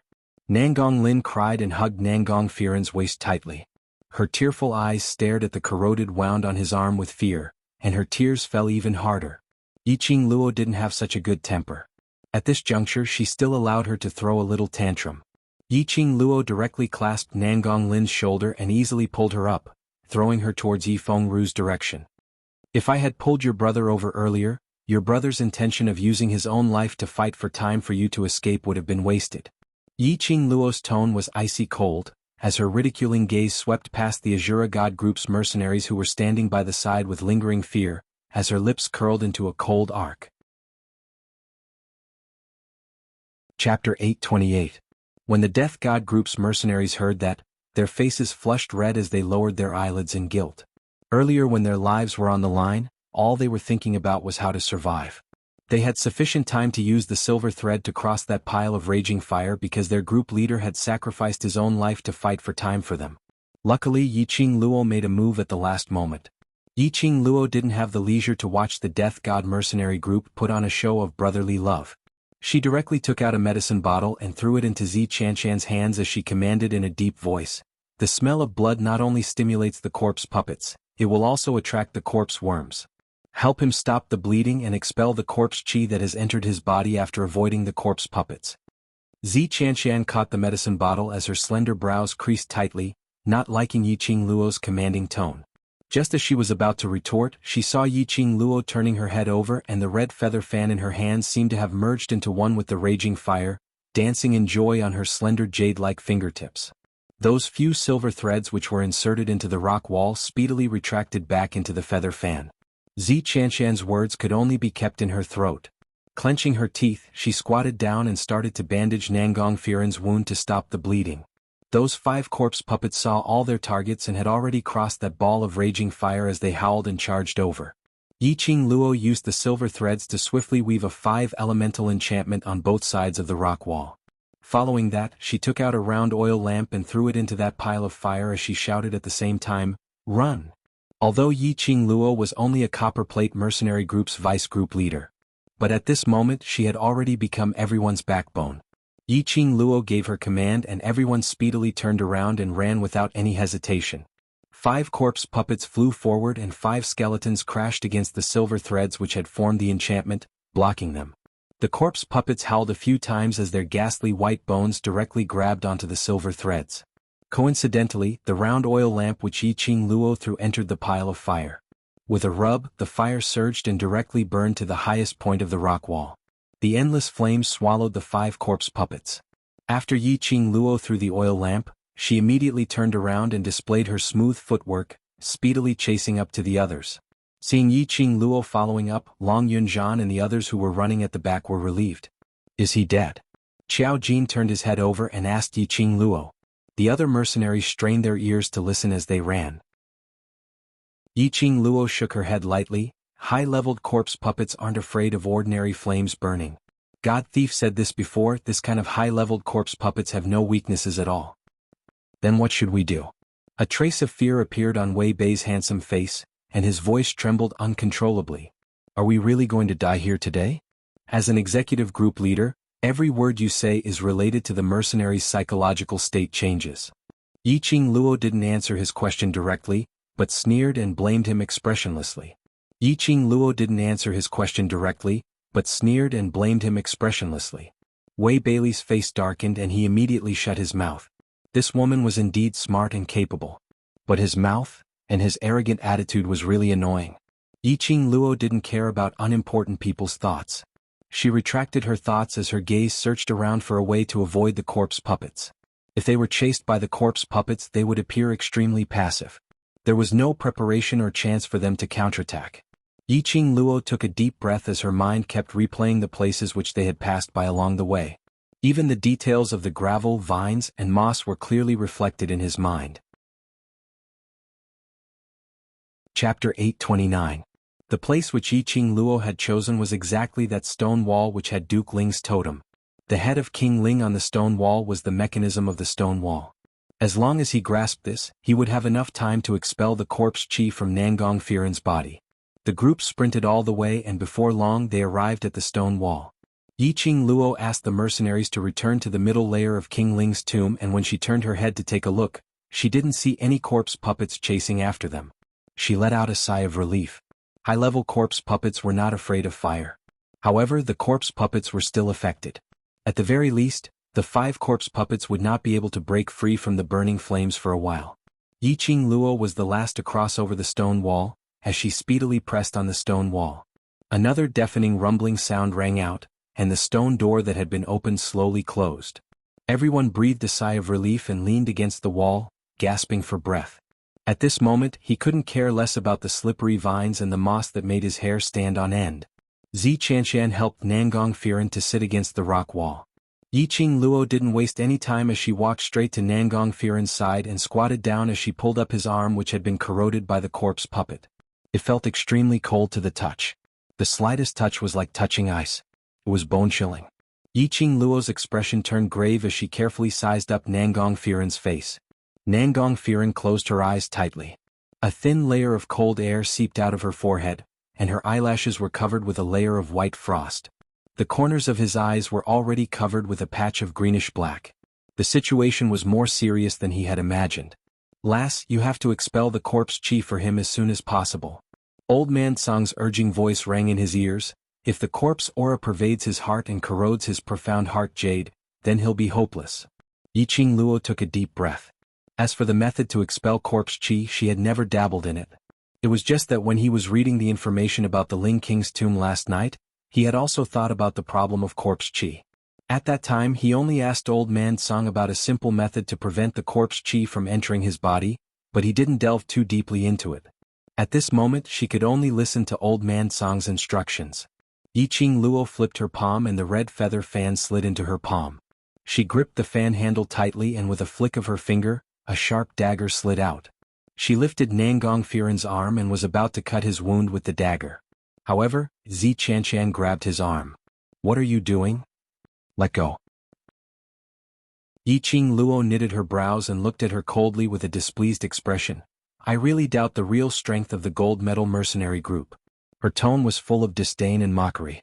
"Ever since we entered the tomb of the Ling King, your death god mercenary group has caused trouble time and time again. You've dragged down our operation and become a burden on me." "What did you say?" Zi Chanshan was so angry that her beautiful face turned red. Her pair of cold eyes were filled with anger. Yiqing Luo gave a light humph. "What I'm saying, you know it clearly in your hearts. If I had known that you were a bunch of trash, I would never have signed that deal with you." These words were completely undisguised disdain for the god-slaying mercenary group. The World Mercenary Group's mercenaries were secretly delighted. They all gave their vice group leaders' words 32 big thumbs up in their hearts. From the start to the end, the god-slaying mercenary group had always placed themselves in a high and mighty position. As though accompanying them into the bottom level of the Ling King's tomb was a condescending act. But in actual fact, the god-slaying mercenary group's performance was totally an existence of a burden. Not only did they not have any practical use, they even kept on creating trouble which caused people to die one after another. Chapter 830. The underlying meaning was that if Zi Chanshan still wanted to stir up any trouble, she wouldn't bother about the death god mercenary group's life or death. Zi Chanshan's back instantly felt a chill, and when he met Yiqing Luo's long and narrow eyes, he felt as though something was strangling his neck, making it hard for him to breathe. Perhaps it was Yiqing Luo's words which made Zi Chanshan sense the seriousness of the situation. Or perhaps it was Yiqing Luo's imposing manner which suppressed Zi Chanshan so much that he had no way to resist. Zi Chanshan's hand stiffly released Yiqing Luo's wrist as he took half a step back. The expression on his beautiful face was congealed and stiff. Yiqing Luo retracted her gaze as the blade speedily cut the wound on Nangong Firen's arm, which had already stopped bleeding. The medicinal powder which stopped the bleeding was swiftly dissolved and cleaned up. The wound was so deep that the bone could be seen. Yiqing Luo's expression didn't change as she directly cut the wound even bigger. Blood started to gush out immediately. The Death God Mercenary Group's mercenaries' hearts were filled with terror. Wandering on the blade's edge for several decades, they had experienced all sorts of dangerous missions. But they had never done such a strange mission. They could kill any demon, magical beast or mirage beast without any expression. But unfortunately, this time round they were facing a ghost. For these mercenaries to reach their current position, whose hands weren't stained with blood, naturally he was extremely afraid of this kind of thing. Especially the fear which the corpse puppets and worms brought to them had already seeped deep into their bones. Looking at Yiqing Luo's agile actions, no one went up to stop her. At this moment, Long Yunzhan's icy cold eyes swept past everyone without any warmth as he spoke calmly, "Do a head count." Xiao Jin and the others responded and started to count the number of people. After around half an incense's time, the few of them counted the number of people. The World Mercenary Group has a total of 96 people who entered King Ling's tomb. Currently there are 96 people left and 3 of them have some external injuries. Death God Mercenary Group has a total of 37 people who entered King Ling's tomb. Currently there are 13 people left and 5 injured. When the head count was done, the Death God Mercenary Group's mercenaries' faces flushed red. Even Zi Chanshan, who had his eyes on top of his head, had unnaturally shifted his vision away, embarrassed to look at the World Mercenary Group. From the data, it could be seen who was the real lousy teammate. Long Yunzhan did not use these numbers to speak. He continued coldly, "Take advantage of this opportunity to properly nurse your body and strength. Right now, I can't be sure how long this stone wall can stop those corpse puppets. If a battle really breaks out later, you can only rely on yourself. It was rare for Long Yunjian to speak for such a long time, so the World Group's mercenaries immediately responded in unison. On the Azura Group's side, they looked at each other. Finally, under Yi Fengru's signal, they all sat cross-legged on the ground, closed their eyes, and stabilized the chaotic internal force in their bodies. The World Group on the other hand took out the prepared rations and water bags from their space pockets, passing them down one by one as they ate the rations in big mouthfuls. The Killing God Group and a dozen other mercenaries smelled the fragrance and immediately opened their eyes. Even in this kind of atmosphere, the ordinary dry rations that they usually disdained to eat seemed especially fragrant at this moment. 10 over mercenary stomachs couldn't help but let out a growl in response. They had been guarding the World Group outside the tomb since early in the morning and later on in King Ling's tomb, walking for over 2 hours, and having experienced so many hair-raising matters, all their energy had been depleted. Chapter 831. Yi Fengru, who had received the space bag, had a glint in his gloomy eyes. His fingers tightened slightly as he stiffly passed it to the mercenaries beside him. The Death God Group's mercenaries were all stuffing their stomachs without saying a word as their gazes were fixed on Yiqing Luo, who was still helping Nangong Firen to expel the corpse qi. She was obviously a 15-year-old young lady, looking so immature, and her profound qi was so weak, but she was able to take up such a heavy burden. Everything in the tomb was all because of this young lady. They were lucky enough to survive. They had no choice but to admit that after experiencing these 2 hours of matters, they were only left with a belly full of admiration towards this 15-year-old young lady. Yiqing Luo followed Old Man Song's instructions as she swiftly operated the actions in her hands. It was all thanks to the numerous precious medicinal herbs which Dmo Xian had prepared in the profound phoenix ring. Combined with the medicinal herbs and profound qi, under the dual pressure, that lump of blood which was emitting green fog was finally expelled after 1 hour. Yiqing Luo used the oiled paper to wrap that pool of blood and wiped it clean without leaving a single trace. Following that, she stood up straight as she casually threw the oiled paper to Zi Qianqian. "If you don't want to attract the worms, then take good care of this bag of tainted blood." Saying that, she turned around and walked towards Long Yunjian's direction. She received the dry rations and water bag from Long Yunjian and started to gobble it down in big mouthfuls. "What should we do now?" Long Yunjian appeared slightly worried as his brows creased slightly as he glanced at the direction of the Death God Group. More than 20 mercenaries from the Killing God Group had died. If it wasn't for the fact that they had great teamwork and were able to listen to Yiqing Luo's instructions at the fastest speed. Probably after the Death God Group's mercenaries were all dead, the World Group would not be spared. If they really followed the plan which they had before coming, which was Long Yunjian and the rest escorting their brothers out of the Ling King's tomb while Yiqing Luo followed the Death God mercenaries to find a chance to complete the mission. Long Yunjian would not agree to it no matter what. After all, not only did the Death God mercenaries have an ulterior motive towards Yiqing Luo, Long Yunjian also doubted the Death God mercenaries' ability. If Yiqing Luo and the Death God mercenaries were to stay, these people would probably become Yiqing Luo's burden. Yiqing Luo wiped the water from the corner of her mouth and placed the water bag back into her space pocket. She squinted her eyes and looked at the strange totem on the rock wall which looked like it had been splashed with blood. Her slender brows frowned slightly. "I'm afraid it's impossible to return the way we came." Yiqing Luo clenched her fists and immediately shut her eyes. "We fell directly from the outer perimeter, and even if we were to return using the original route, we would at most reach the place where we fell. Isn't there another road over there? Let's go that way and we'll be able to find the entrance to the periphery." Zi Qianqian anxiously spoke. After staying in such a gloomy place for so long, she could no longer endure it. Yiqing Luo didn't open her eyes as her lips curled into a ridiculing arc. "Then go ahead and try." In this tomb of the Ling King, there were not only 2 mercenary groups. There was also a group of powerful existences hidden in the dark. The commotion caused by that wave of power was enough to cause the periphery of the tomb to collapse. It could be seen that the people from that wave of power should have directly entered from the middle level and reached the bottom level. Only thing was not sure what method that wave of power used to be able to bypass the 5 corpses and the Guardian King corpses to directly enter the main tomb of the Ling King, causing a commotion.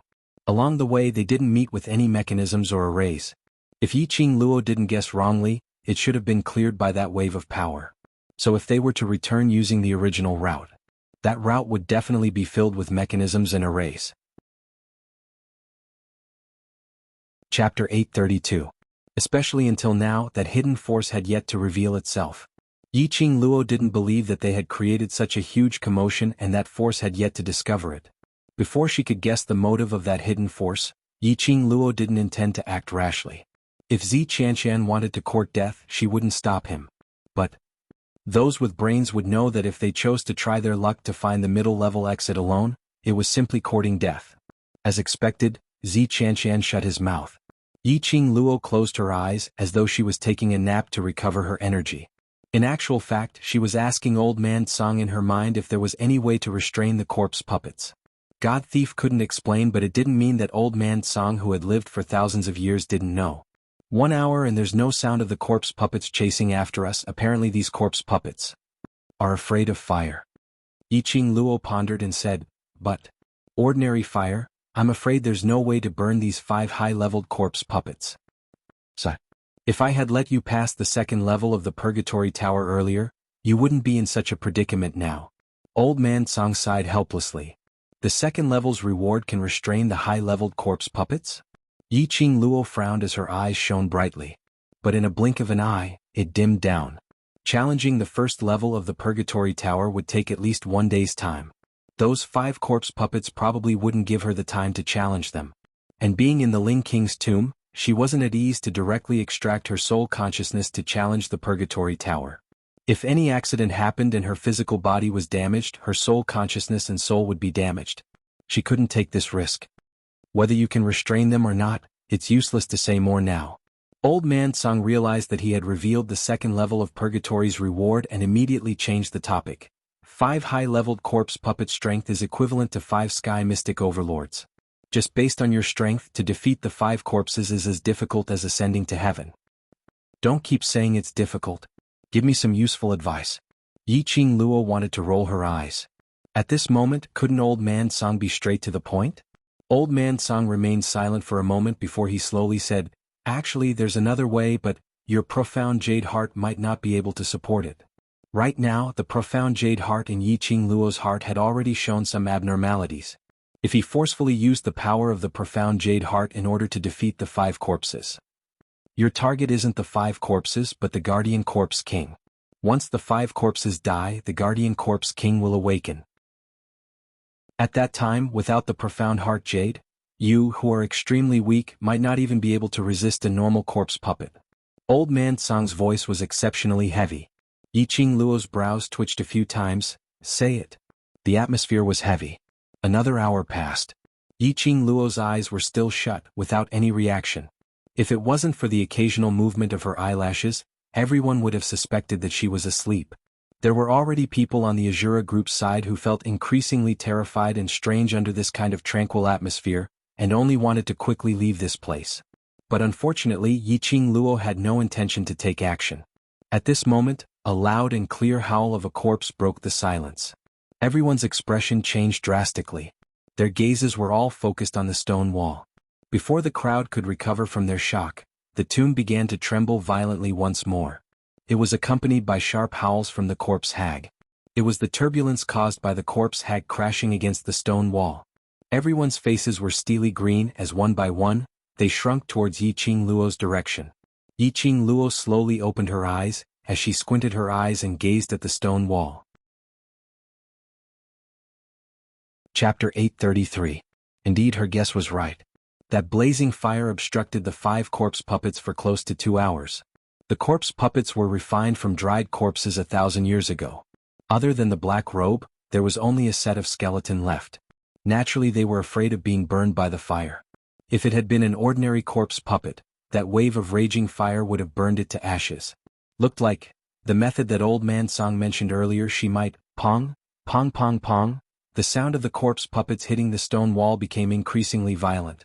Every time it shook, it seemed to affect one's heart as it kept twitching. Nangong Lin was so scared that she broke out in cold sweat as her face was filled with tears. Run? Let's run. Who knows when those corpse puppets will break this stone wall open? Nangong Firen leaned against the stone wall as the back of his head touched those slippery vines, which made him feel extremely uncomfortable. Hearing Nangong Lin's whimpering, he frowned slightly as he glanced sideways at his arm, which had been bandaged, and his target fell onto Yiqing Luo. After the corpse chi was expelled from his body finally regained its temperature and his body temperature gradually returned to normal. Moving his arm, there was no pain coming from the wound. Nangong Firen closed his eyes as the image of Yiqing Luo's stunning face appeared in his mind. She pursed her lips tightly as she treated his wound indifferently. He should say that Yiqing Luo was quick-witted enough to know that under such circumstances, one more person's strength meant one more chance of survival, so she specially used a medicinal powder to numb the pain on his wound. Or should he say that Yiqing Luo was heartless to those who weren't her companions? Once this medicinal powder was used, after the medicinal effect had worn off, he would suffer hundreds of times more pain than now. Seventh sister, even if this stone wall can stop the corpse puppets, but this tomb will collapse anytime. We'd better think of a way to leave this place first. Yi Fengru's voice revealed his gentleness at this moment.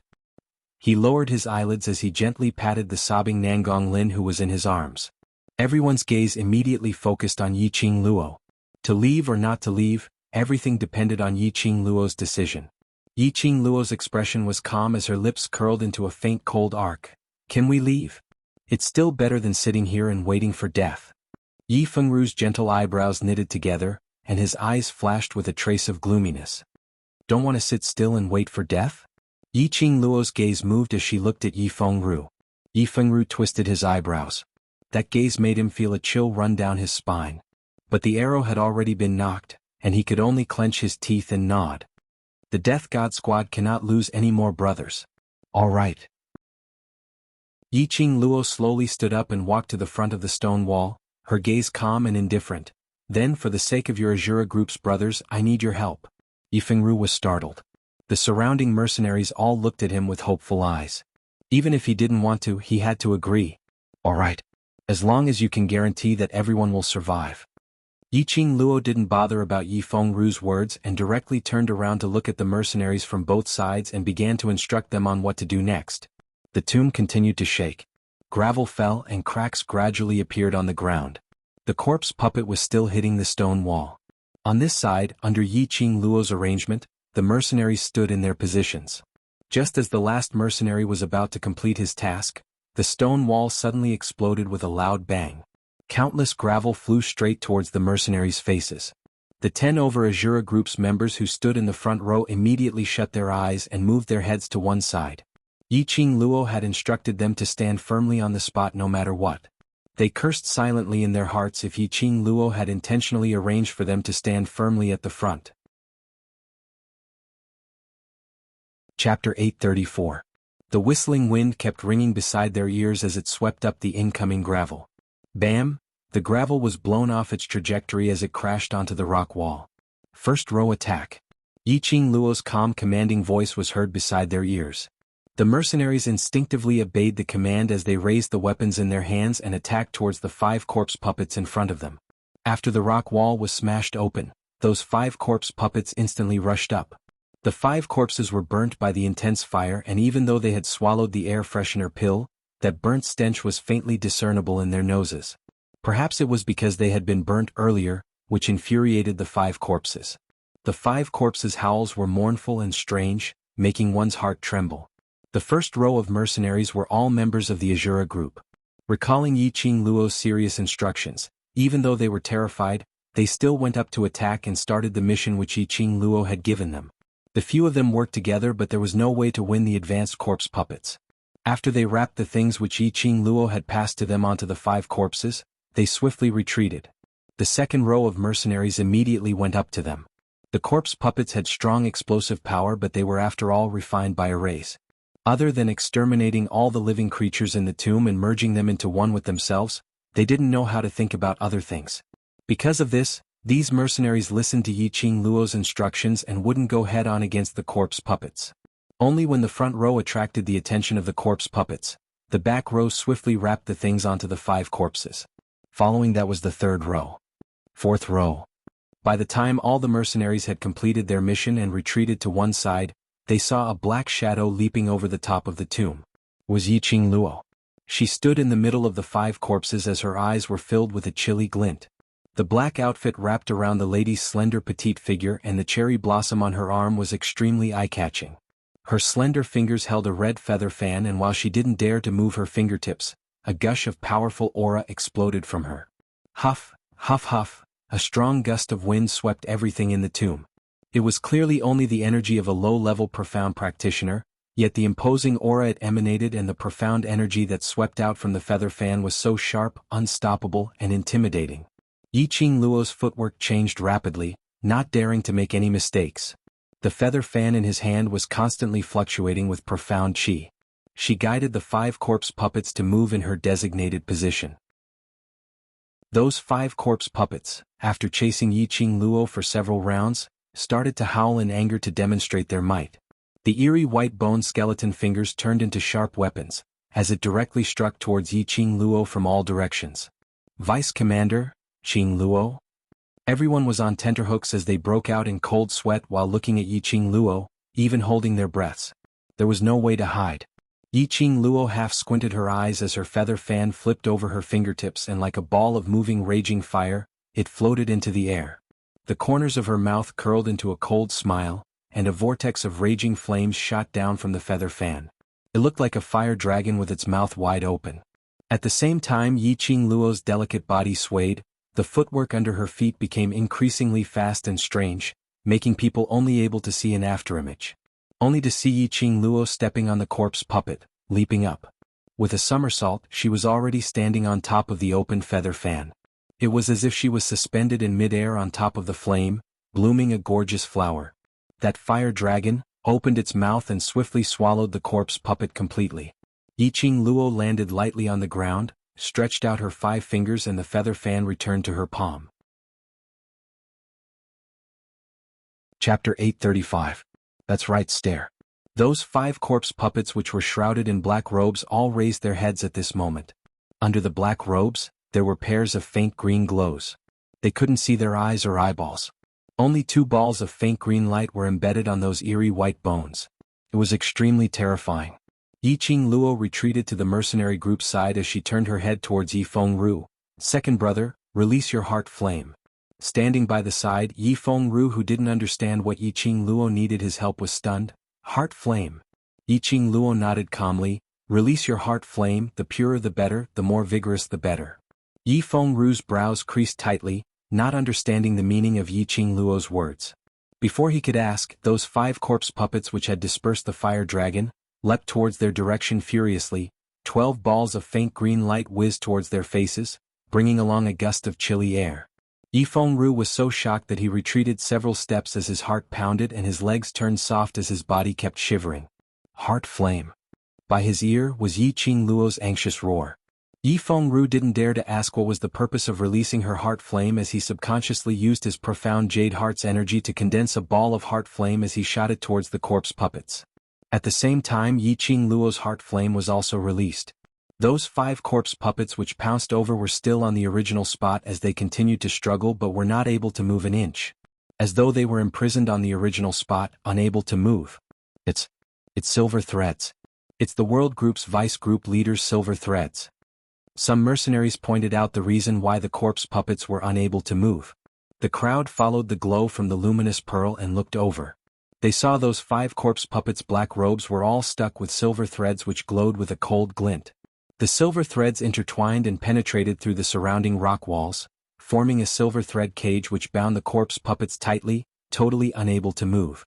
Following the direction of the silver threads, the last place which the silver threads bound was that feather fan in Yi Qing Luo's hands. The mercenaries suddenly realized the reason why Yi Qing Luo gave each row of mercenaries a piece of silver wire to wrap around the corpse puppet's body and immediately changed to the next row. And earlier Yi Qing Luo used her strange footwork to constantly change her direction, leading the corpse puppet to scurry around, in order to fix the silver threads on the corpse puppet onto the 2 sides of the rock walls, and to form an invisible cage. The Killing God Group's mercenaries' hearts were filled with shock, which made their admiration towards Yi Qing Luo unable to be expressed in words. A 15-year-old girl actually possessed such a sharp mind and strength. At this moment, these mercenaries didn't bother to ask what Yi Qing Luo needed Yi Fengru's heart flame for. Even Zi Qianqian remained silent and did not speak. The power of the heart flame was only a flame spark used by alchemists to refine medicinal pills. It could only be used to refine medicinal pills. It was useless for other things. Yi Qing Luo wanted to use her heart flame to burn the corpse puppet? This thought was soon confirmed.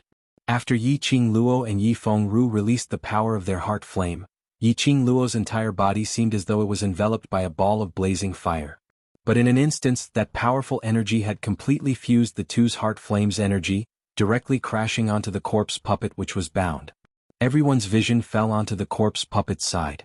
After the heart flame fell onto the corpse puppet's body, it instantly engulfed the 5 corpse puppets. In the air there was an extremely unpleasant burnt smell. No one discovered that the powerful energy earlier was shot out from Yiqing Luo's wrist. Chapter 836. The corpse puppets were afraid of fire. Ordinary flames were unable to incinerate the corpse puppets. But as an alchemist, she could use the power of the heart flame condensed from the profound jade heart and borrow Old Man Song's power to force the heart flame out of her body, and then she could incinerate the corpse puppets. The heart flame was indeed used to refine pills. To other living things it had no use at all. But to the corpse puppets it was extremely useful. She only needed to treat the corpse puppets as pills to refine. But the current Yiqing Luo, releasing the heart flame to incinerate the corpse puppets. The consequences were very serious. Old Man Song didn't recommend her to do so. But the arrow was already on the bow. Yiqing Luo had no other choice.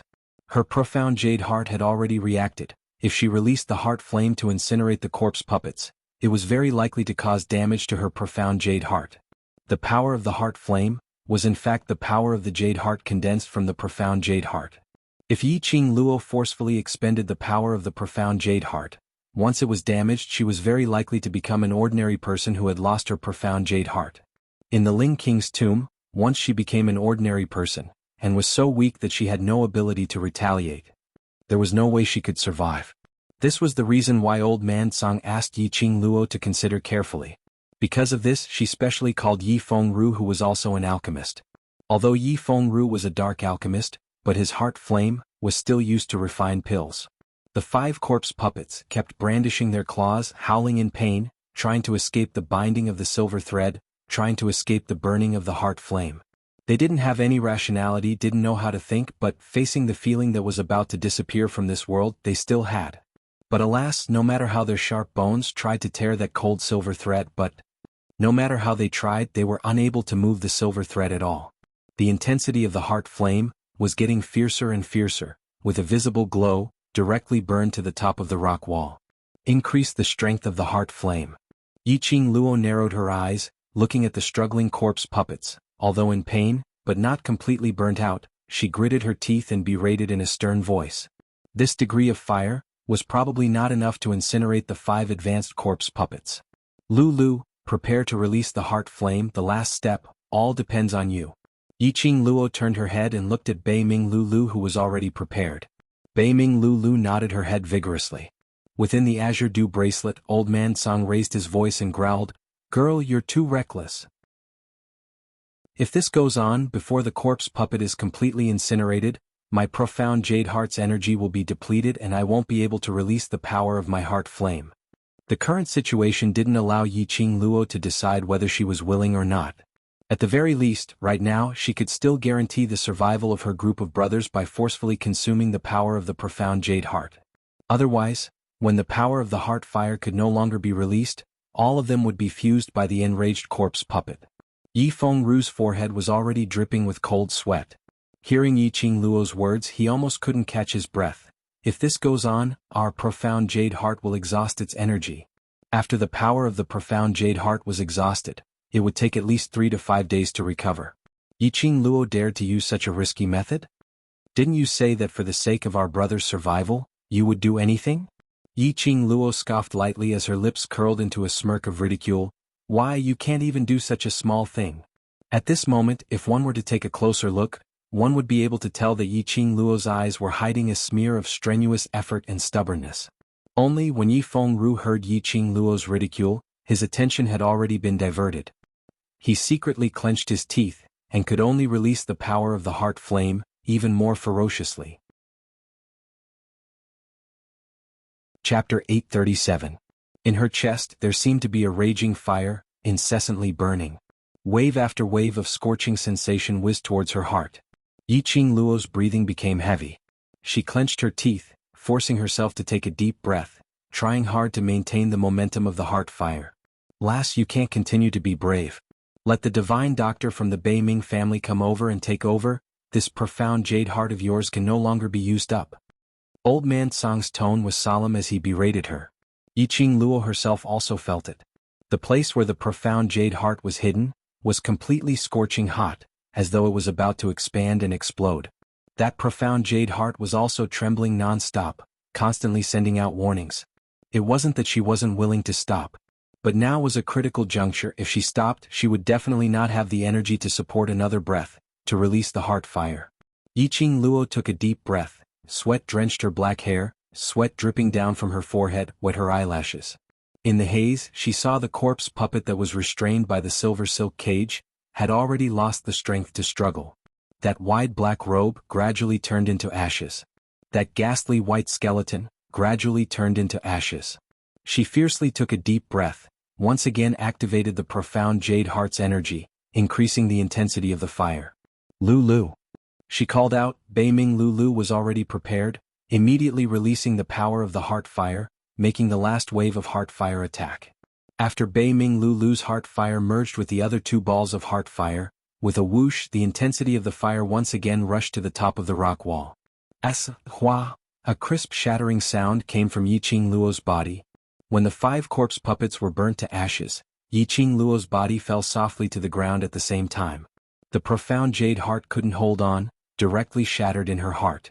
Yiqing Luo could even clearly feel that the 2 halves of the profound jade heart gradually disappeared without a trace of breath. Pain immediately attacked her entire body. Yiqing Luo coughed lightly, her petite body lying on the ground trembling slightly. Yifeng Ru also went limp by the side, panting heavily, wiping off the sweat on his head. Finally, dealt with the 5 corpse puppets. Otherwise he wouldn't be able to hold on any longer. Yifeng Ru was sweating profusely, panting heavily as he turned his head to look at the girl beside him. Yiqing Luo's condition seemed to be much more serious than his. His face was deathly pale and his forehead was covered in cold sweat. She trembled and lay on the ground powerlessly. Even her breathing was so light that it seemed like it would stop in the next second. Yifeng Ru's handsome face revealed a faintly discernible expression. His eyes slowly narrowed, and a sharp glint flashed in his eyes for a moment before disappearing. Jean? Yiqing Luo's voice was extremely weak as she slowly raised her hand, wanting to ask Long Yunjian to carry her away. She knew that after losing the profound heart jade, she would become an ordinary person. However, he didn't expect that he would be so weak. She couldn't even move her body. Now even a Tom, Dick or Harry could easily take her life. Yiqing Luo gave a bitter smile as her lips twitched. Long Yunjian's heart had been hanging by a thread, as he kept an eye on Yiqing Luo's condition. The minute he heard Yiqing Luo calling his name, he immediately walked over. Only the next second, Long Yunjian's expressionless face turned steely green and black. Yifeng Ru. Long Yunjian's icy cold voice sharply called out Yifeng Ru's name. Yiqing Luo was in a daze, almost fainting. Suddenly her body felt heavy and she hazily opened her eyes, meeting Yifeng Ru's gloomy eyes. Chapter 838. Yiqing Luo's slender brows creased slightly as her charming eyes flashed with a biting cold glint. What do you want to do? The corner of Yifeng Ru's mouth curled up, his gloomy eyes filled with madness. The Death God mercenary group's purpose for appearing here, aren't you very clear? For the Phoenix Ring. Yiqing Luo's complexion instantly turned paler. Yifeng Ru wanted to take advantage of her weakness to steal the profound Phoenix Ring? He didn't want to think too much about it. Yifeng Ru had already used his actions to confirm his thoughts. Yifeng Ru grabbed Yiqing Luo's arm tightly, his fingers nimbly pinched the profound Phoenix Ring on her index finger and tugged hard. Despicable. Yiqing Luo gritted her teeth and spat out 2 words. She didn't have the slightest bit of strength to struggle. The sharp pain in her heart made her lose the strength to struggle. This was the profound Phoenix Ring that Diamo Xian had given her. No one could take away the profound Phoenix Ring.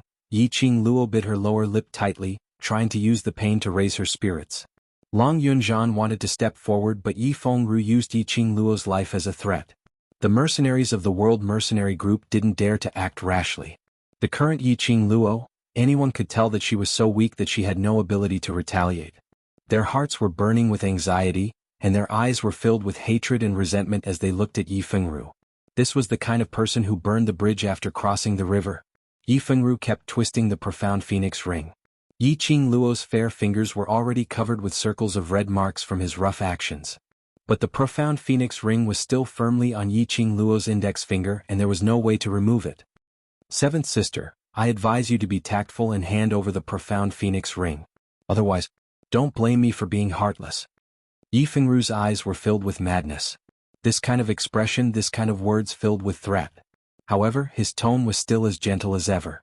It made one's hair stand on end. The phoenix ring was a divine artifact. After a divine artifact recognized a master, no one other than the master could use it. Just like the profound phoenix ring, other than Yi Qingluo and Dmo Xian, no one else could take the ring off from her hands. Yi Qingluo no longer had the energy to speak as her misty eyes couldn't conceal the sharpness in her eyes. Yi Fengru snorted, and a dagger appeared in his hand. Yi Fengru, if you dare to touch a single strand of Qingluo's hair, I will immediately exterminate your Azura group. Long Yunzhan's deep and cold voice was hurriedly heard. The corners of Yi Fengru's mouth curled up in a crazed smile as he stared at the profound phoenix ring. As long as I can get the profound phoenix ring, so what if I kill everyone? As long as you still care about this beautiful and moving seventh sister, you won't dare to make a move against me. Yi Fengru had grasped the world group's sentiments and loyalty very clearly. As long as they held on to Yi Qingluo, those youngsters wouldn't dare to act rashly. There's still poison on your body and without Qingluo's antidote, you will act up again in 2 hours' time. Xiao Jin shouted angrily, silently cursing Yi Fengru for being despicable and shameless. Yi Fengru's mouth twitched in disapproval. Seventh sister's heart isn't hard enough after all. That pill just now was the antidote, he chuckled softly. The dagger was already close to Yi Qingluo's index finger. Seventh sister, second brother will give you one last chance. If you insist on not handing over the profound phoenix ring, second brother will not go easy on you. If she couldn't take off the profound phoenix ring, then she would directly chop off Yi Qingluo's finger. She could still take the profound phoenix ring away. An icy cold touch was felt from her index finger. Yi Qingluo squinted her eyes as her lips moved coldly, spitting out 2 words at him. Pui. A mouthful of saliva was directly spat on Yi Fengru's face. Chapter 839. Fengru, stop it. Nangong Firen held onto her arm weakly as she struggled to stand up. However, Yi Fengru seemed as though he couldn't hear anything from the outside world as his gaze turned sharp and his actions didn't hesitate at all. Roar, roar, roar. At the critical moment, a sharp and piercing beast howl broke the silence of the tomb. They saw a black shadow leaping past everyone's eyes. Under the illumination of the luminous pearl, everyone could only see that sharp fangs, glistening with flowing light. Red blood slowly dripped down along the teeth. Sliding down the throat, it was extremely enchanting. Ah! A miserable shriek was heard from Yi Fengru's mouth. In everyone's line of sight, a huge leopard with shiny black fur and a body as black as ink appeared. It opened its mouth and its sharp fangs viciously bit onto Yi Fengru's wrist. That pair of brown beast eyes were opened wide like bronze bells as it was filled with the leopard's fury. Was Shiju? The world group's mercenaries heaved a sigh of relief as their suspended hearts slowly sunk. Yi Qingluo's lips twitched helplessly. Her Shiju had rushed over to save her. The minute they entered the tomb, she released Shiju and went around to check on the surrounding situation. But before Shiju returned, the tomb collapsed and they fell into the middle layer of the tomb. She had not expected Shiju to follow her scent and find its way over. Wait a minute. Found its way over? From the periphery of the tomb, it directly came to the bottom layer? Which meant that Shiju had found the exit to leave the tomb? Yi Qingluo's eyes lit up slightly. Let go, beast. Yi Fengru's miserable shriek was still ringing beside her ears.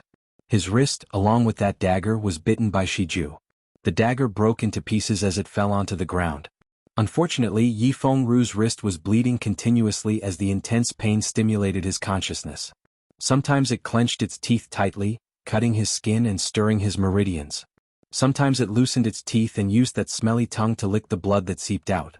Heaven, the world group, let's discuss this. If this goes on, Yi Fengru's hand will be crippled. Nangong Firen's voice trembled as she used a negotiating tone. Let Yi Fengru go and our Azura group will give you an explanation. Bah! Xiao Jin spat fiercely. Earlier when that scoundrel Yi Fengru wanted to chop off Qingluo's finger, why didn't he think that Qingluo's hand would be crippled? Even if Shiju didn't bite off Yi Fengru's hand, the coin dart in my hand wouldn't let him go. These words were echoed by the World Group's youngsters. Just based on what Yi Fengru had done to Yi Qing Luo earlier, even if he were to die 100 times, it would not be enough to vent his anger. Shiju. Kill him. That's right. Eat him alive and swallow him into your stomach. The mercenaries of the World Group roared with righteous indignation. Shiju's copper bell-sized eyes blinked as it looked at Yi Qing Luo as though it was asking, "Can I really eat him up?" His brown eyes were filled with innocence. His mouth was biting on his bloody wrist. No matter how one looked at it, it was strange. Yi Qing Luo wanted to laugh, but she didn't have the energy to do so. She just moved her eyes lightly, indicating for it to let go of Yi Fengru. Shiju obediently bit Yi Fengru's arm and threw it towards Nangong Firen's direction. Following that, it lowered its head and picked up Yi Qing Luo's petite body as it leapt back to Long Yunzhan's side. Long Yunzhan swiftly caught Yi Qing Luo. Bei Ming Lu squeezed forward and helped to take Yi Qing Luo's pulse. Chapter 840. The minute she said that, Bai Ming Lu stopped. The Death God mercenary group had been eyeing Yi Qing Luo covetously by the side. She couldn't say anything about Yi Qing Luo's current situation. Returning to her brother's side, Yi Qing Luo had already relaxed as she shut her eyes weakly and leaned into Long Yunzhan's arms. "Qing Luo, why are you still talking about sibling ties at this moment? Just let Shiju bite his hand off." Qiao Jin's eyes were filled with anger as he stared at Yi Fengru, who was being supported by Wei Beilai. Yi Qing Luo's eyelashes fluttered as her breathing slowly lengthened. Her slender long fingers lightly scraped the back of Long Yunzhan's hand. Long Yunzhan instantly understood what Yi Qing Luo was thinking. His face turned black as his gaze turned chilly as though it was covered with frost. His voice was chilly as though it was wrapped in ice. "Death God mercenary group, if you don't want to die, stop the bleeding immediately." Nangong Firen was stunned when he heard that as his pupils grew wide as he turned his head and shouted anxiously, "Quickly stop the bleeding for Yi Fengru. Be careful of the corpse worms." Everyone was instantly enlightened. Why did Shiju only bite Yi Fengru's wrist and didn't bite it off or directly tear Yi Fengru into pieces? It was because of this reason. In King Ling's tomb, blood must not be seen. If Yi Fengru's wrist was bitten off, it would definitely spill a lot of blood. If it attracted the corpse worms, under the situation where there was no flame, they would be swallowed by the worms directly, leaving nothing behind. So Shiju only cut the skin on Yi Fengru's wrist and kept on licking his blood. Qiao Jin clenched his fists as he clenched the gold coin darts tightly. "After we get out, kill Yi Fengru however you want. For now, let's spare his dog life." Long Yunzhan's expression was still indifferent, but his eyes were overflowing with a thick chilly intent, mixed with a murderous aura which was waiting to be unleashed. "This is the consequence of messing around. Even if you die here, you deserve it." His cold voice was filled with anger. His pair of clear blue eyes that were as clear as lake water stared coldly at the person in his arms. He was really angry. If he wasn't angry, the usually cold Long Yunzhan would absolutely not say such sarcastic words. Yi Qing Luo knew that she was in the wrong and simply didn't have any energy to respond. "How is she?" Long Yunzhan's cold eyes suddenly looked at Bai Ming Lu. Bei Ming Lu shuddered as she coughed lightly and replied via the mercenary group badge, "Qing Luo, her profound heart jade, seems to be gone." Yi Qing Luo's pulse was in a mess, to such an extent that she couldn't detect the slightest fluctuation of profound qi. This could only prove that Yi Qing Luo had forcefully exhausted the power of her profound heart jade, causing it to overload and directly shatter within her body. This kind of thing was not unheard of. The profound heart jade was gone? Which meant that the current Yi Qing Luo was an ordinary person who didn't even have the ability to move. In this kind of strange and gloomy tomb, an ordinary person who did not even have the strength to walk was extremely dangerous. Long Yunzhan's eyes grew colder. Yi Qing Luo, who was in his arms, couldn't help but shudder. Long Yunzhan's eyes were covered with a layer of extreme coldness, as if it was covered with a thin layer of frost. He slowly squatted down and placed Yi Qing Luo by Shiju's side, nestling in between Shiju's soft fur. His cold voice seemed to be faintly discernible as it fell into everyone's ears. "In order to save everyone, in order to let everyone survive, Qing Luo risked her own life, but what did she get in return?"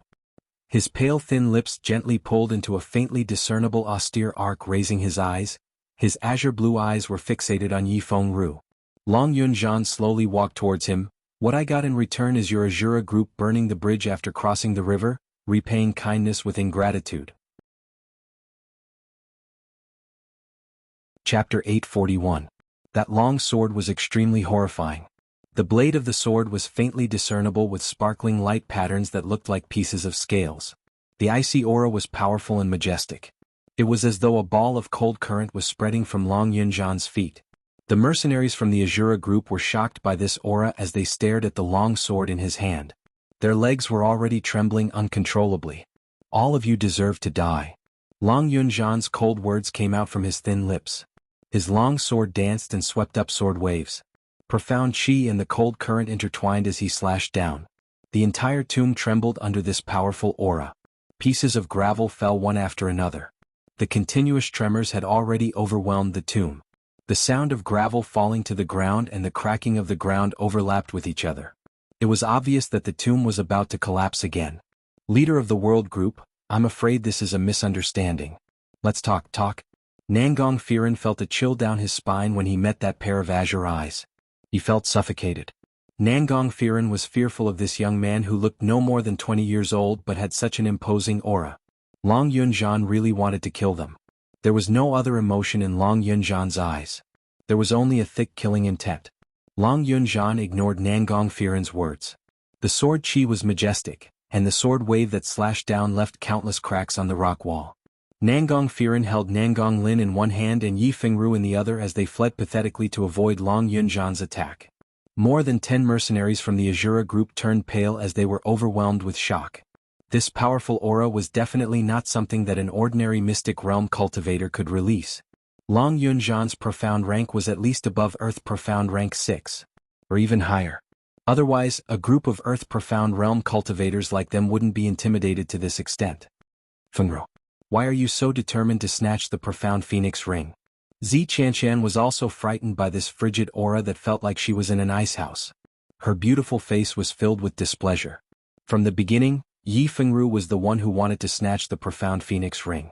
Leading the Azura God Group's 30 over elite mercenaries, under the pretense of accepting the outer mission of the Ling King's tomb, in actual fact snatching the Profound Phoenix ring from Yiqing Luo's hands. Even though the ring belonged to the Overlord. But after all, this divine relic had already signed a blood contract with Yiqing Luo. Other than Yiqing Luo, no one else could remove the Profound Phoenix ring. Moreover, in this kind of dangerous situation, they needed to rely on Yiqing Luo to have a chance to leave the Ling King's tomb. What? At this moment, Yi Fengru had to make a move. Wasn't this forcefully breaking the hearts of the two mercenary groups that had finally prepared to cooperate with each other? It wasn't just Zi Qianqian who didn't understand what Yi Fengru was thinking. Even Nangong Firen, who had been Yi Fengru's classmate for several years, couldn't figure out what Yi Fengru was thinking. I was the one who stole the ring and I was the one who threatened Seventh Sister. If you want to kill me, come at me alone.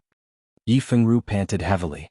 His gloomy eyes stared unblinkingly at Long Yunjan, who was filled with killing intent. He patted Nangong Firen's shoulder, indicating for him to be released. Fengru. Nangong Firen's brows creased slightly as he shouted out Yi Fengru's words. Following that, he deliberated over his words. There are many worms in the Ling King's tomb. If we were to fight here, it would only cause both of us to suffer. In the end, we will be devoured by the worms. Let's talk about everything after we leave the Ling King's tomb. Long Yunjan's long sword, which was covered with scales, kept buzzing as it vibrated gently in his palm. His azure blue eyes were filled with rays of blue light, which contrasted with the blue flowing light of the long sword, which made the coldness and callousness in his eyes even more obvious. Azura God Group's words turned a deaf ear to them. Chapter 842. Yiqing Luo knew that Long Yunjan was angry, and it wasn't a light one. Perhaps it was her overly weak look, which was totally different from her usual arrogant and valiant self, which agitated Long Yunjan. His mind was filled with thoughts of killing those mercenaries from the Azura group. Even the divine dragon sword, which represented the identity of the dragon clan, was taken out. Wouldn't that expose his identity? Moreover, what Nangong Firen said was right. If they were to fight here, blood would definitely be spilled. If the worms were to be attracted and devoured everyone, wouldn't her effort of exhausting her profound Jade Heart's energy and causing the profound Jade Heart to shatter be in vain? No matter what, she must first stop Long Yunjan from going crazy. Yiqing Luo borrowed Shiju's strength to slowly straighten her body. Her fingertips moved slightly as she tried to touch the profound phoenix ring. She should be glad that after the profound jade heart shattered, the contracted profound phoenix ring could be casually opened without the use of profound energy. Last. Your current body can't take your torment anymore. Old Man Song warned her. Yiqing Luo had already taken out a pill to replenish her energy as she pinched it gently as her lips curled. She had to stop Long Yunzhan even if she couldn't take it anymore. Long Yunzhan's rage was because of her. Only she could stop Long Yunzhan. Otherwise, if this carried on, not only would there be the danger of attracting the worms over, Long Yunzhan's identity as a human dragon might also be exposed. I won't mess around, don't worry. Yiqing Luo glanced at Shiju. Shiju understood as it stretched out its huge claws to receive the pill from Yiqing Luo's hand and sent it to her mouth. After taking the pill, Yiqing Luo closed her eyes. Only when the medicine took effect did she feel that her breathing was a little smoother. Her four limbs gradually regained their strength. Yiqing Luo moved her arm. Although it was still sore and there was a faint stabbing pain in her heart, but luckily it was still bearable. She stood up and gazed towards Long Yunzhan's direction. Old Man Song sighed lightly, knowing that he had no way to stop Yiqing Luo's decision. This lass had been putting on a brave front ever since they entered Ling Wang's tomb. And it was because of this Yiqing Luo that made him willingly stay by her side. Yiqing Luo saw Long Yunzhan raising his long sword, slashing towards those people from the Azura God group. His movements were swift and she was just about to head up to call out to Long Yunzhan. Suddenly her eyes flashed and she quickly retreated a few steps, hitting the rock wall. It was just a simple action, but it was already strenuous for her. Yiqing Luo squinted her eyes as she raised her eyes to look at the figure dressed in a bright yellow dragon robe. It floated in the air, its feet not touching the ground. Its red robe fluttered even though there was no wind. And what attracted Yiqing Luo's attention the most was its pair of scarlet red eyes. Humans, so many delicious humans.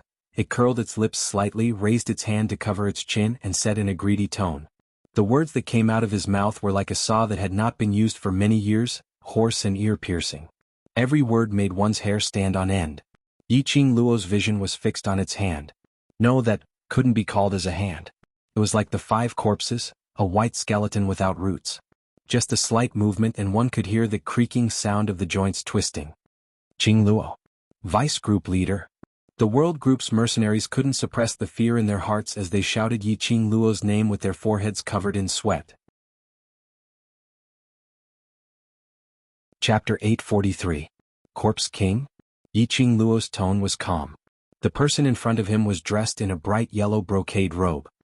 His face was as pale as a corpse's, and his forehead was covered with a thin layer of ice. His pale, bloodless lips parted slightly, revealing his sharp fangs. Scarlet eyes, bizarre fangs, and a cold aura emanating from his body made him look like a zombie. The 5 corpses had already been burnt to ashes. The only thing that remained was the corpse puppet that looked like it wasn't an ordinary corpse puppet. Other than the Corpse King, there shouldn't be anything else.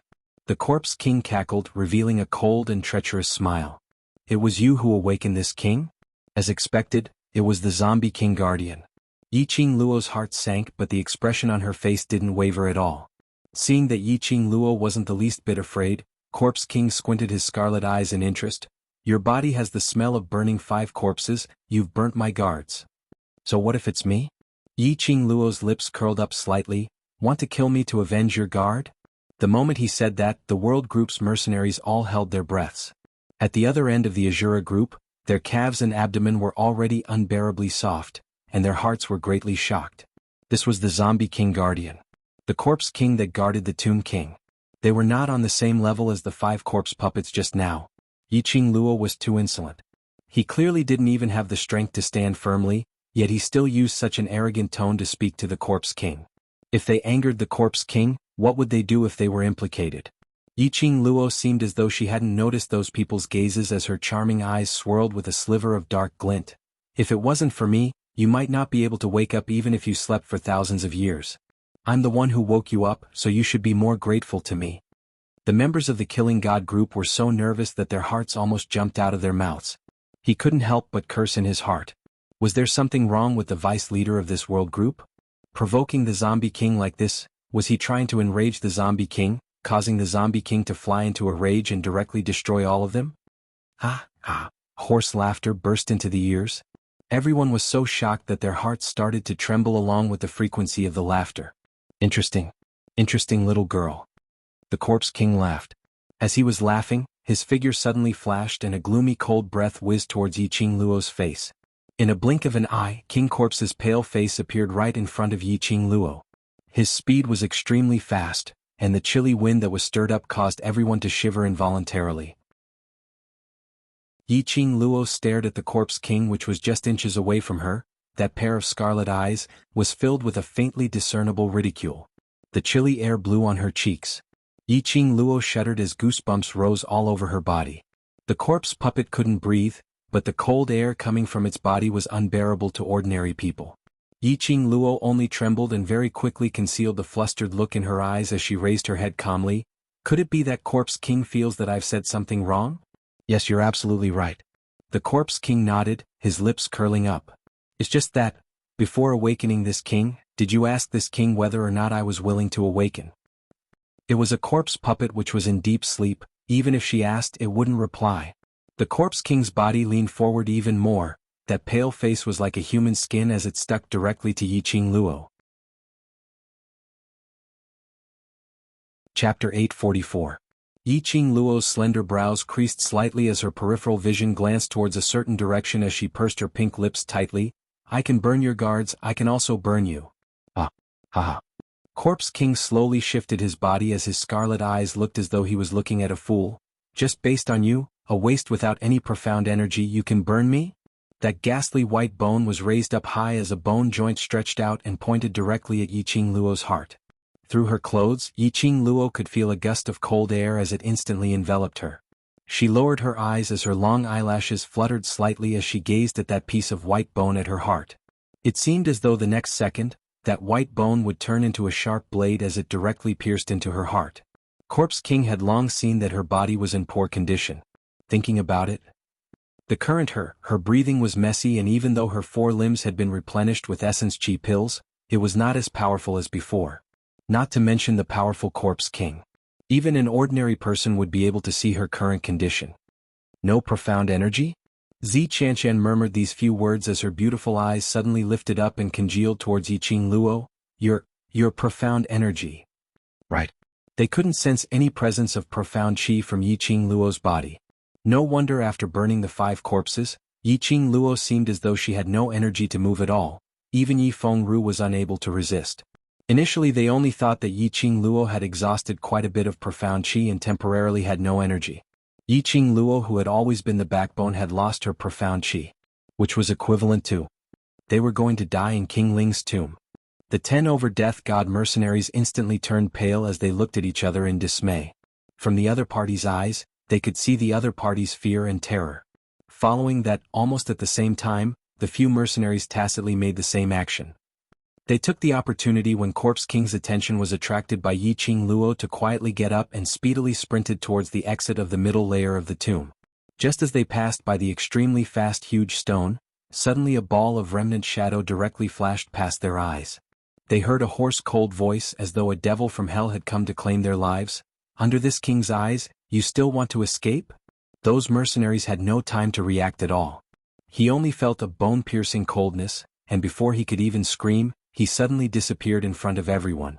A few Azura group uniforms fell to the ground. As if they were touched by the 5 corpses, they were instantly killed, not even their bones were left. The other mercenaries who also wanted to escape immediately knelt on the ground. Yi Qing Luo looked at the Corpse King, which disappeared in the blink of an eye and appeared several steps away, as she secretly gave a bitter smile. After losing the profound heart jade, she was indeed a cripple. He couldn't even see through the zombie king's movements. This bitter smile froze at the corner of his mouth when he saw the Corpse King slowly turn around. The undead king raised its 2 skeletal arms without any concealment, and the eerie white bones were being covered with a layer of human skin at a speed visible to the naked eye, gradually forming a hand with skin and flesh. Her skin was fair, slender, and glowed with a sparkling luster. Everyone's expression changed drastically. This Corpse King could also fuse with humans, turning the human body into nutrients for his own body. Following this, the Corpse King seemed to be extremely satisfied with his own pair of hands. As he looked back and forth for a long time, as the red glow beneath his eyes flashed, as though blood was flowing. Everyone felt a chill down their spines. The Corpse King still didn't intend to give up? Did he want to treat all of them as food? While the Death God mercenary group was on tenterhooks, they saw the Corpse King's gaze firmly falling onto Yiqing Luo. Chapter 845. Saying that, Corpse King's figure swayed as it speedily closed in on Yiqing Luo. A pair of squinted scarlet eyes were filled with evil and maniacal malevolent laughter. Its 5 fingers opened wide as it directly locked onto Yiqing Luo's neck. Get lost. A deep roar was heard, and immediately following that was a sword wave which was suffused with blue light, wave after wave. Corpse King's reaction was swift as it turned around and raised both its arms as its sleeves fluttered, setting off a strong cold current which covered the sword wave which was coming towards it. 2 gushes of energy collided. In a split second, the entire tomb started to crack.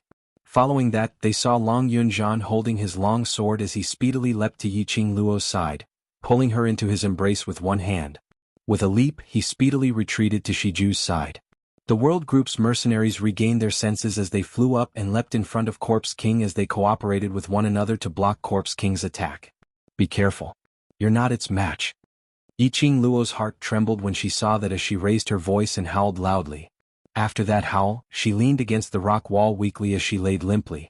Long Yunzhan caught hold of her just in time. Yiqing Luo raised her hand and grabbed Long Yunzhan's lapel as her slender brows creased tightly as her charming eyes were filled with panic. They're not the Corpse King's match the minute they merge with it. Yiqing Luo, have a good rest.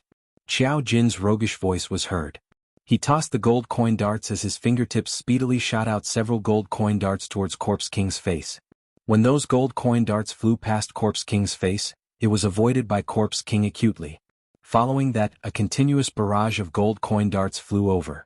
At the same time, Li Mao's agile kitten-like body climbed up the surrounding rock walls as she speedily neared Corpse King's direction. While running, she didn't forget to reveal a crafty smile towards Yiqing Luo's direction. Sister, you've always been protecting us, now, it's our turn to protect you. As she neared Corpse King, Li Mao's slender hand suddenly transformed into a huge black cat claw as it struck Corpse King's back with a palm strike. Corpse King's eyes were filled with anger as its scarlet eyes flashed with a devilish glint. It gave out a hoarse sneer, all of you are here to die, this king shall fulfill your wishes. Boom. Kitty Lee's claw landed on thin air. 5 deep claw marks appeared on the ground. The Corpse King's eyes flickered, and he turned around to grab Kitty Lee behind him. Kitty. The other mercenaries immediately rushed forward. Yes. All along, it had been Yiqing Luo who had risked her life to protect them. In order to protect everyone, he didn't even hesitate to destroy his profound heart jade. Now, it was up to them to fight in order to protect Yiqing Luo. A strong murderous aura shot out from the mercenaries' eyes, and their Xian Qi broke out of their bodies. In an instant, the entire tomb was stirred up by raging waves of profound Qi. The tomb was already unable to bear the weight. Huge rocks kept falling down and the tomb was on the verge of collapse. The mercenaries of the Azura group could not stand steadily. They supported each other and wanted to take the opportunity to leave. Nangong Firen's expression was cold as he commanded in a dignified manner, "Brothers of the God-slaying team, charge." The commander's orders must be obeyed. Even if he was afraid and uneasy, even if he wanted to run away. However, before their commander ordered them to retreat, they would fight until the very last moment. This was the mercenaries' spirit. But as the God-slaying team's previous actions had angered the Corpse King, they were forcefully merged into one body. Including Nangong Firen and the others, there were only 7 of them left. After they joined the battle, they didn't have much use. There were a total of 100 over people, but under the circumstance of ganging up on the Corpse King, they didn't gain any advantage at all. Chapter 846. Long Yunzhan's eyelids drooped as he calmly looked at Yiqing Luo who was leaning on Shiju's back, and his vision fell onto Shiju. After looking for some time, he held his long sword and charged towards the Corpse King. The long sword sparkled with a faint blue sword glow and those layers of scales were like water ripples, sparkling under the clear and crystalline light. A strong wave rose, directly attacking towards the Corpse King. Murderous aura filled the sky, filling the entire tomb. In the Corpse King's eyes, these 100 over people were merely its food. The food's resistance was merely an appetizer. Dense murderous aura? The Corpse King's scarlet eyes were filled with interest as its hoarse voice roared. How dare you? Its brocade robe swelled up even more and its body instantly released a gush of strong cold current, directly sweeping towards its back. Long Yunjian's expression didn't change as his figure leapt down from the rock wall, raising his long sword and waving it once again, striking towards the corpse king. Human, your taste and theirs are different. The corpse king licked its pale lips, its bloodless face faintly revealing a few white bones.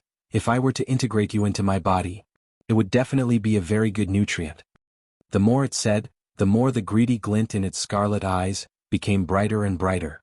It once again released its cold air, freezing the entire tomb's cold current, wantonly flying about. And the long sword in this human's hand. This sword, it had already noticed it earlier.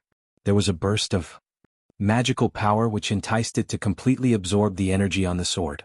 Human it wanted. The sword it also wanted. The corpse king exerted some more strength and the strong cold current instantly covered the surrounding rock walls with frost. That slippery vines and moss had already frozen into frost.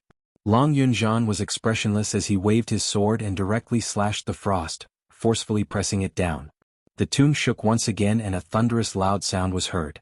The frost which was sealed in front of the corpse king's face completely cracked. That long sword had already directly pressed against the corpse king's face, just a few fingers distance away. The corpse king's expression was icy cold as it suddenly stretched out its slender fingers, clamping onto the long sword in front of it. The faint blue light flashed slightly, like a current, as it wrapped around the corpse king's fingers.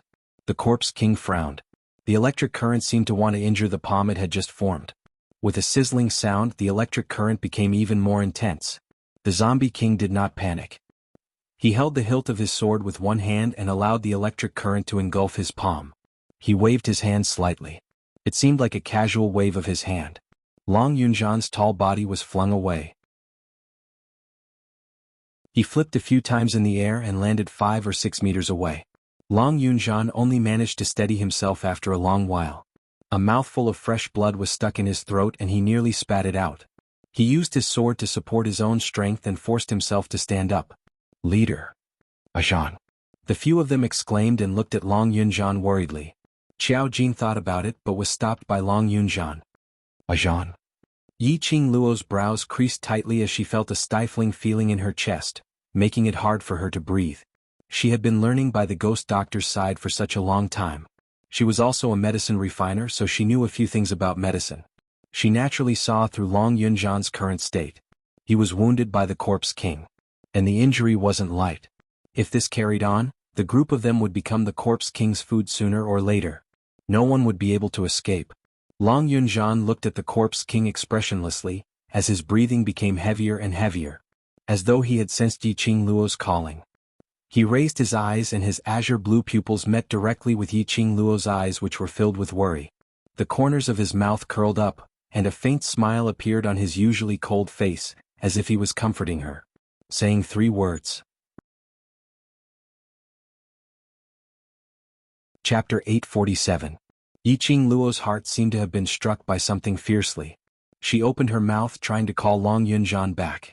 Shiju knew the exit to leave the tomb. As long as Long Yunjian brought his brothers and left with Shiju, perhaps they might be able to survive. But just as she was about to open her mouth, Long Yunjian had already shifted his gaze and charged towards the corpse king once again. At the same time, Yi Qing Luo felt that scorching feeling in her heart, gushing up again. She instantly lost all her energy. Her entire body went limp as she collapsed. Roar roar, Shiju worriedly rubbed its head over as it bit Yi Qing Luo's collar. Yi Qing Luo clutched her heart as her face turned extremely pale. Her eyes seemed like a heavy stone, pressuring her till she had no strength to open them.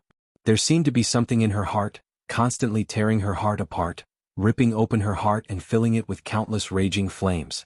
This feeling, the moment her profound jade heart shattered, she also felt it. It was as if a ball of raging flames wanted to incinerate her entirely. In the haze, Yi Qing Luo seemed to have heard a hurried cry of alarm, as well as Shiju's warning howl. There was a dangerous aura.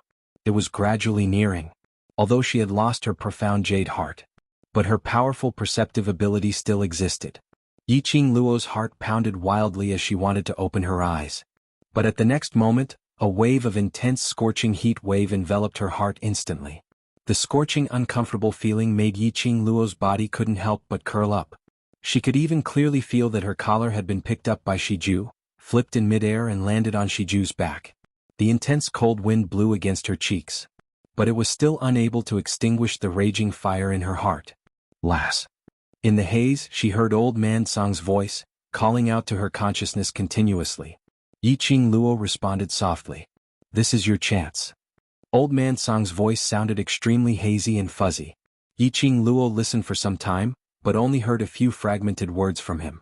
Yiqing Luo forcefully held on to her consciousness, as she organized Old Man Song's words. Lass, don't want to be your companion's burden, don't want your companion to sacrifice to protect you, right?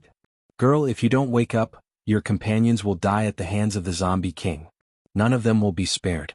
This old man can only save you. After the last sentence was organized, Yiqing Luo's heart suddenly twitched fiercely. His entire body tensed up and his breathing became rapid. Oh, if the world group's brothers were all dead, how could she live alone? She was the one who brought the brothers into the tomb of the Ling King. She was the one who brought everyone into danger. If everyone else had died and she was the only one who had survived, what was this? If you don't want to live alone, then work hard to open your eyes. He wanted to open his eyes, but they were as heavy as lead weights. No matter how hard he tried, he couldn't open them. The more it was like this, the more intense the burning sensation in his heart became. What kind of pain was this? No, it didn't hurt. The flames that were burning his heart didn't cause him any pain. All that was left was the heat that burned his heart. Feel your profound heart, Jade. Call out to your profound heart, Jade. You can definitely do it. This is a chance. The voice became more and more indistinct. By the time Yiqing Luo listened carefully, there was no longer any sound. Profound Jade heart? Hadn't her profound Jade heart already shattered? And she could still call out to her profound Jade heart? Who cares? Old Man Song wouldn't lie to her. Chapter 848. Profound Jade Heart. She needed the profound heart Jade. He needed a powerful profound Jade heart. She wanted the world group brothers to survive together with her. This belief was shouted from the bottom of his heart over and over again. His heart, to be more precise, an extremely intense wave of heat suddenly surged from his heart, where the profound Jade heart was being nurtured.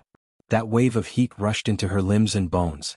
It was as if he wanted to sweep through every meridian in her body. Yiqing Luo seemed to have sensed a gush of powerful energy surging towards her body continuously. She clenched her fists tightly, and the burning pain on her face gradually faded. Right at this time, Shiju's rapidly advancing body paused. Yiqing Luo felt her body being flung out. Soon after, there was the sound of a heavy object falling to the ground. This fling nearly flung the heat wave out of his body as well. Shijua. Even if Yiqing Luo didn't open her eyes, she could roughly guess. The zombie king had set its target on her. In other words, ever since the 5 corpses died and the zombie king was resurrected, the zombie king's target had always been her. Although Shiju was a low-level mirage beast, it was still a cub after all. Its speed was naturally not as fast as the corpse king. However, after fleeing for a while, it was slapped away by the zombie king on the spot. It was fine. As long as Shiju wasn't fused with the king corpse, there was still time. Open your eyes. Open your eyes. Qing Luo. A few hurried voices were approaching. Long Yunjian and Xiao Jin rushed in front of her. In the face of the zombie king's wave after wave of attacks, they were completely fearless. One by one, they constantly consumed their Shen Qi and brandished the weapons in their hands, wanting to leave at least a small wound on the zombie king's body. No matter what, they had to protect Yiqing Luo, who had always been protecting them. The corpse king's pale lips sneered, not taking this group of food seriously at all. His sleeves fluttered and an earth-shattering cold current surged. Numerous cold currents directly pressed towards Yiqing Luo's direction. Block it. Protect the vice leader. The mercenaries roared again and again in a deafening voice filled with conviction. These young mercenaries' profound chi rose steadily as all of them stood in front of Yiqing Luo. Bang bang bang, with a few collisions, groups of mercenaries were overturned. They crashed into the surrounding rock walls.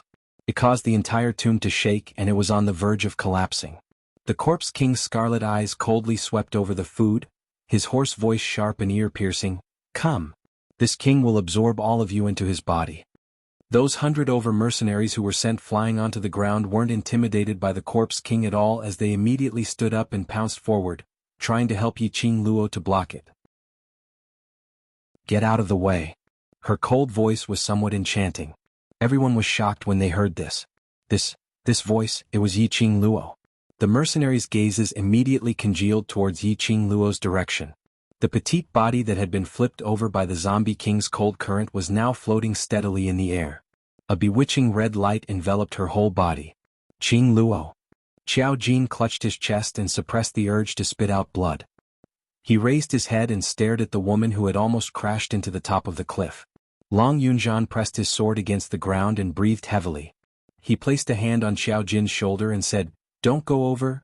She doesn't have a profound jade heart. How can she still float in the air?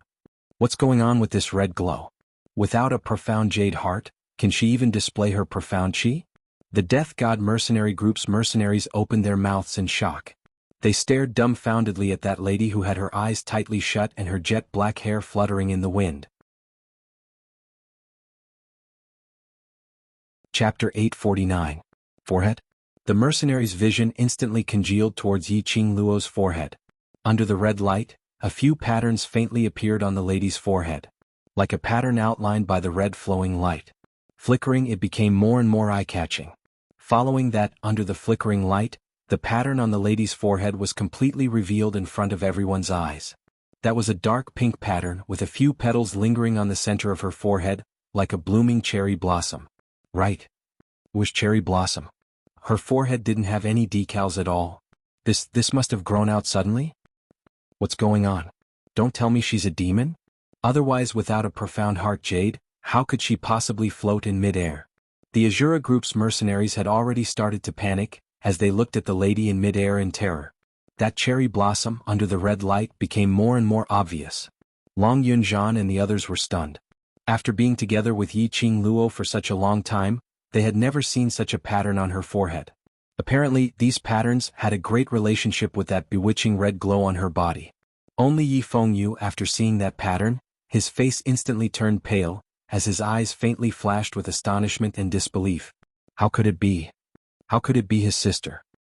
Corpse King squinted his scarlet eyes as he gazed at the pattern on Yiqing Luo's forehead for some time as he sneered, "Little lass, don't tell me that you think you can play this little trick and deceive this king?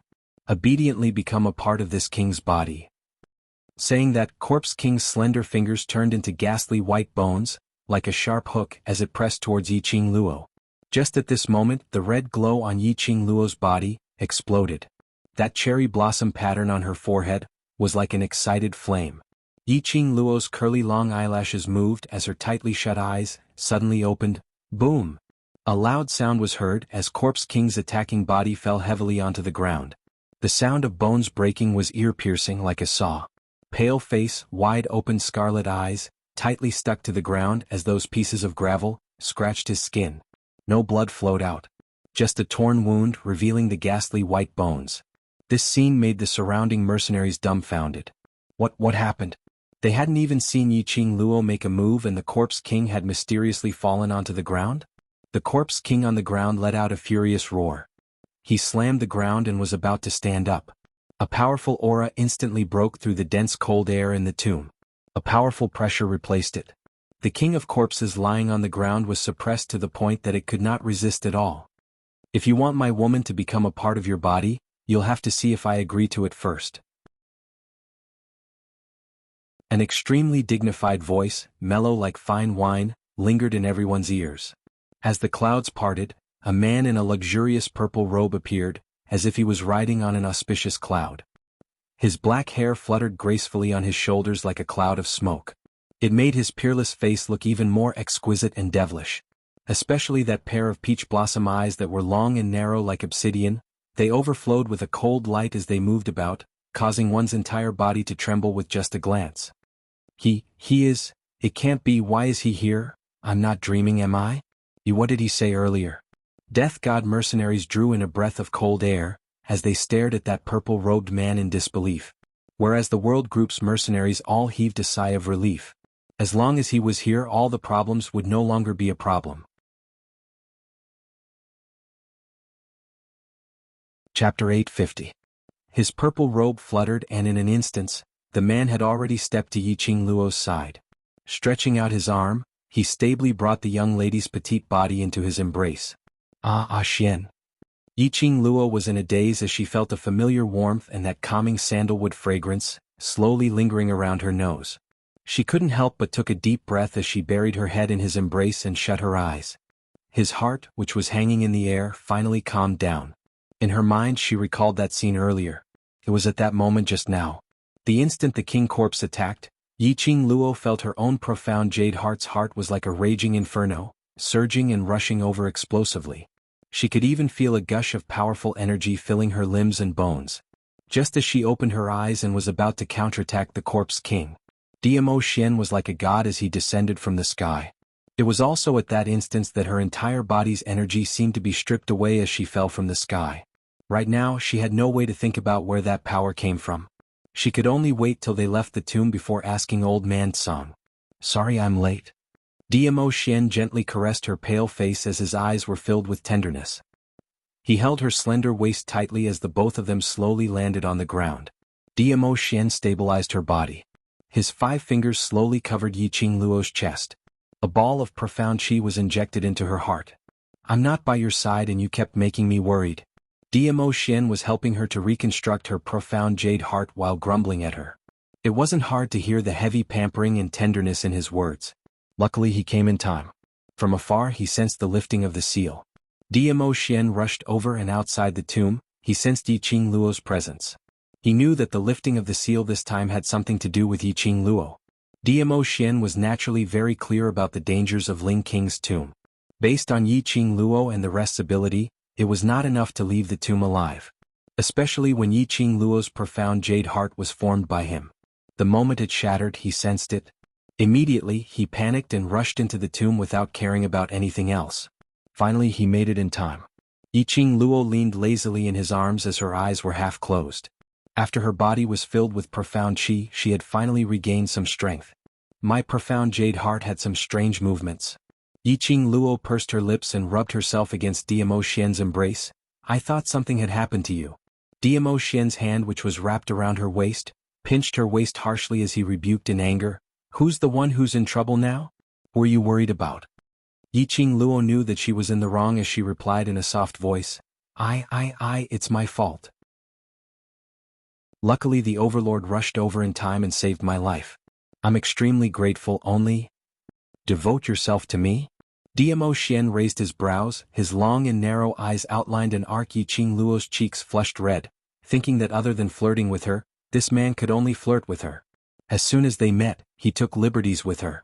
One had to know that the current location, background, and atmosphere were not suitable for flirting. The Death God mercenaries were completely dazed. This man dressed in purple robe, although they had never seen him before, but they had absolutely heard of his reputation. Purple robe ring. A face of peerless elegance. Sparkling peach blossom eyes. All of them. Overlord, the legendary master of the Imperial Palace. The world-famous Di Zun. He and the World Group's vice group leader were actually in such a relationship? No matter who it was, they could tell that when Diamo Xian looked at Yiqing Luo, his expression was so gentle and pampering. Chapter 851. The king corpse let out a sharp low roar as its hand on the ground gradually turned into white bones. Its scarlet eyes widened as its white bones curled up as it pounded the ground heavily. "What are you? How dare you treat this king like this? This king will devour you." The atmosphere was instantly destroyed. Diamo Xian shot a cold glance over as he ridiculed with his rosy thin lips. "Based on you? You dare to devour this lord?" He scoffed disdainfully as he gazed at the person in his arms. Looking at her pale face, under the formation of the profound jade heart, it gradually regained its color as his expression turned gentle. The king corpse's body instantly froze on the spot. Just one look and it made a dignified king corpse so terrified that it was unable to move. This seemingly young and handsome man actually possessed such powerful strength. There weren't many people who could defeat it 1,000 years ago, not to mention 1,000 years later. The king corpse was terrified and wanted to escape. But its body seemed to be bound by an invisible force. It had no chance to move at all. "Hurt my little Luo, causing her profound jade heart to shatter. Little brat, you still want to escape?" Diamo Xian chuckled softly as the corners of his eyes curved into a narrow arc. "Little brat?" The Death God mercenaries' expressions changed as they stared aghast at the king corpse lying on the ground. The world mercenaries' mouths twitched as they stared sympathetically at the king corpse lying on the ground. In Dmo Xian's eyes, the 1,000-year king corpse was just a little brat. In the entire world, probably only Dmo Xian dared to say that. Sure enough, the king corpse's deathly pale face was immediately filled with sullen anger.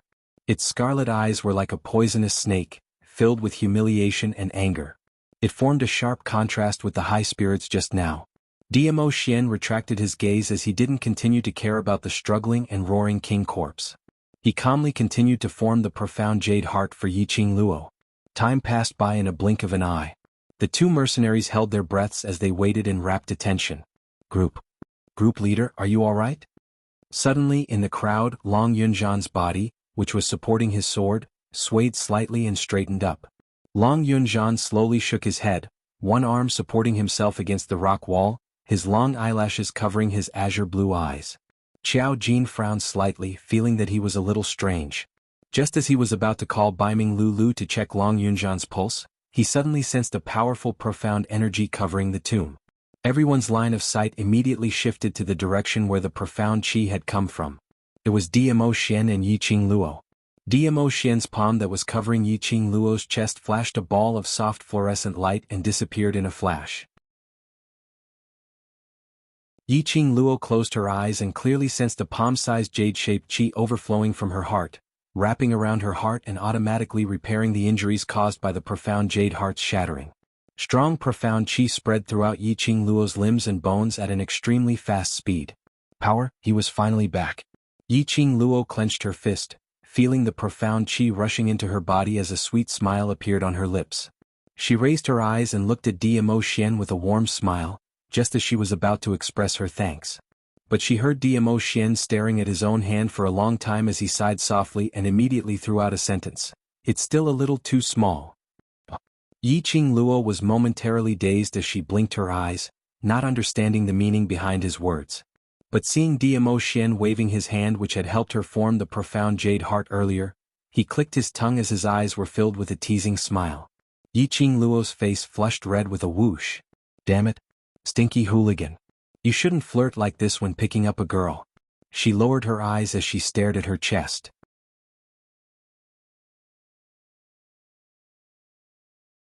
Chapter 852. Dmo Xian narrowed his long peach blossom eyes as he gazed deeply at her protruding chest. After some time he shook his head helplessly. Although he didn't say a word, but everything was expressed in silence. Damn it. Was he despising her flat chest? So what if she was flat chest? At least she had saved the country's fabric. The thoughts turned from embarrassment into anger as it surged in her mind. By the time she regained her senses, Yiqing Luo suddenly spat out. Save what fabric? In the modern world she was at least a 36B. Looking at Yiqing Luo's flustered and exasperated look, Dmo Xian couldn't help but burst out laughing. This smile was peerless. Even the surrounding cold air seemed to be covered by this extremely pampering smile which was like a spring breeze. Everything in the surroundings had lost its color. Zi Chanshan's beautiful eyes were filled with disbelief. She couldn't believe that the legendary cold and emotionless, bloodthirsty overlord would be so handsome. That peerless looks, even she couldn't help but develop feelings of adoration. Based on what? Based on what? Everything belonged to Yiqing Luo? Especially when she saw the overlord looking at Yiqing Luo, that pampering and gentle gaze. Looking at the overlord's slender fingers brushing past Yiqing Luo's face. His actions were gentle, as though he was holding the most precious treasure in his hands. That jealous feeling in his heart couldn't be concealed as it surged up. Based on what Yiqing Luo's appearance, she became the main character? Everyone in the Azura group's sight was attracted by Yiqing Luo. Even the incomparably noble overlord treated Yiqing Luo with such gentleness. She was obviously the high and mighty fairy Chanshan, the #1 beauty who was praised by the men. Whereas on the other side, the world group's mercenaries were already used to this helplessness. Showing off dog food depends on the occasion. The overlord is here, shouldn't we hurry and leave this godforsaken place? After we get out of here, we will disappear on our own accord so that you can have a good time. This was Dmo Xian's power.